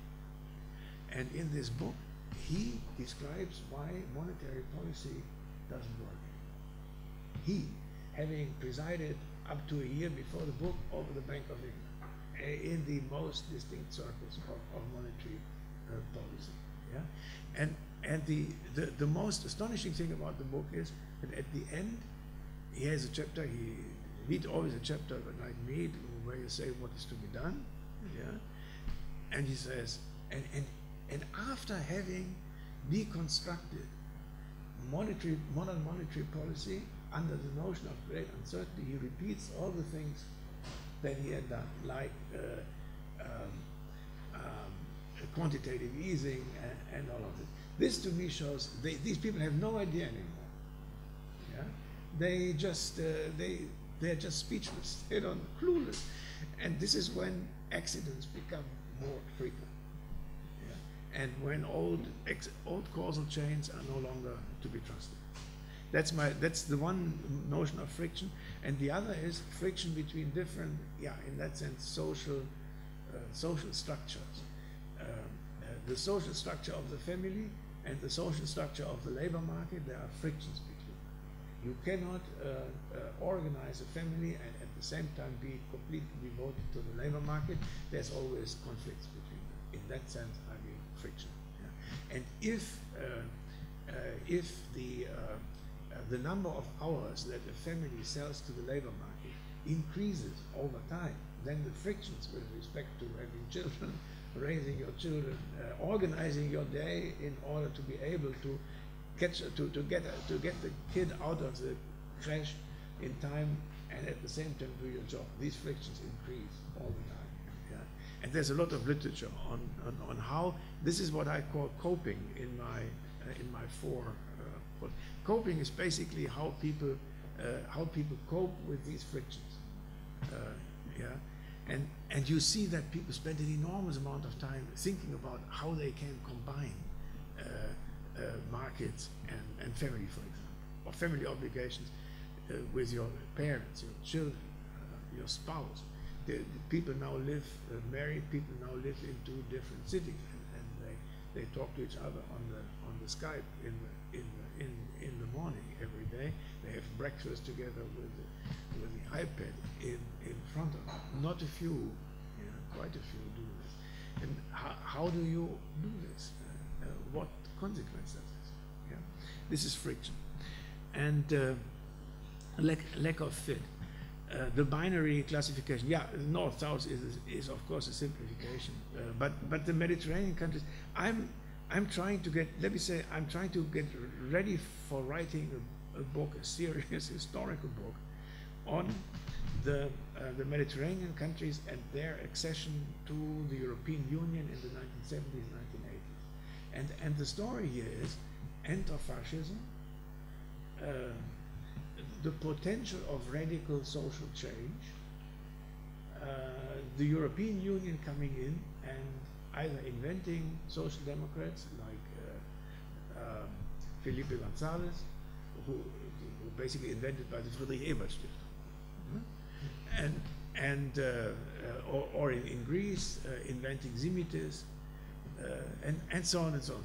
So the North then tries to suggest to these countries, don't touch your past, don't touch your old elites. We show you a way of how you become democratic and prosperous at the same time by joining the European Union, and we will help you out. And put this together with, in the 1970s, the end of the Compromesso Storico in Italy. The Americans, the Germans, all of Northern Europe were scared stiff about a northern Mediterranean rim under the control of some sort of communism, some sort of resistance to capitalism.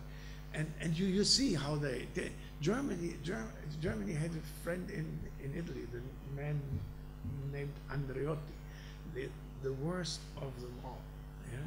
He was either he was defense minister, or he was minister of the interior, or he was prime minister.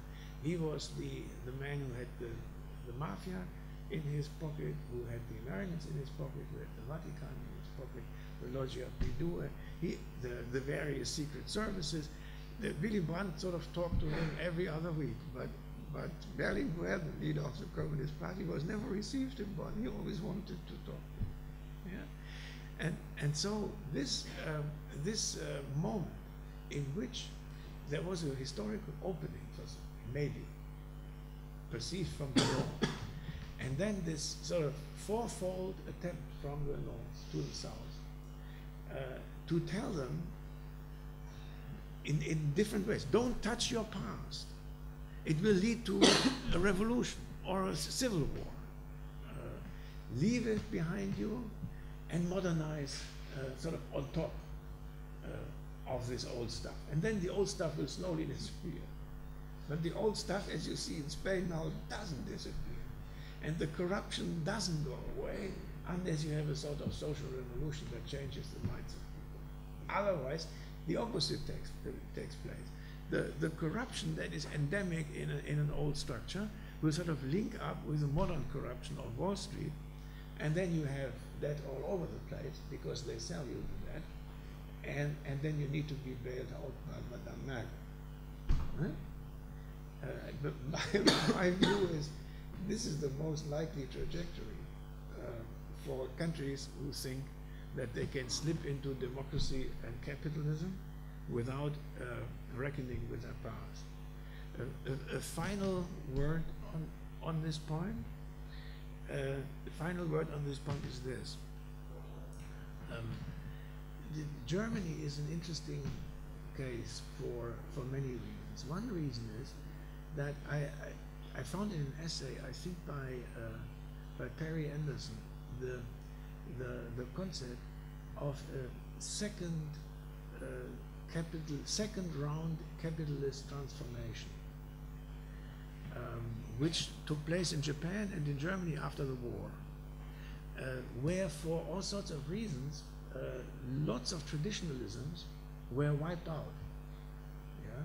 So not because the Germans were so smart, but the old nobility from East Germany had been wiped out by the Nazis and then by the Russians. The Communist Party was in East Germany. It wasn't there anymore. The old blockade was gone. The big industry was under the control of the Allies and the European Union. So then they had to, they had the time to do something new. And they had 12 million refugees inside the country, which completely changed the makeup of local communities.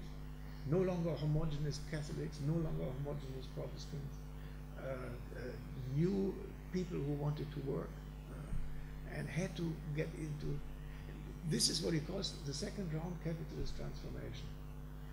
And they were extremely lucky to have had that, but at the same time they wiped out a lot of history that in other countries is treasured. Maybe a second round capitalist transformation is something that the Mediterranean would have benefited from in the 1970s. Maybe not. But that's my point on modernization and why it may be justified to say the North versus the South.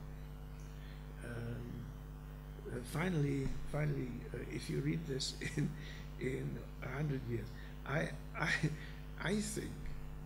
think that if you read this in 100 years, and at least I hope, people will say this was the European and Juncker was the guy who destroyed Europe. Right? I see myself as a European, but that and as a German European, because I think Germans, which often you recognize a German by when you ask him where he comes from, he says I come from Europe. I always say I come from Germany, but my sort of outlook for also personal reasons is that this is my home. You know? But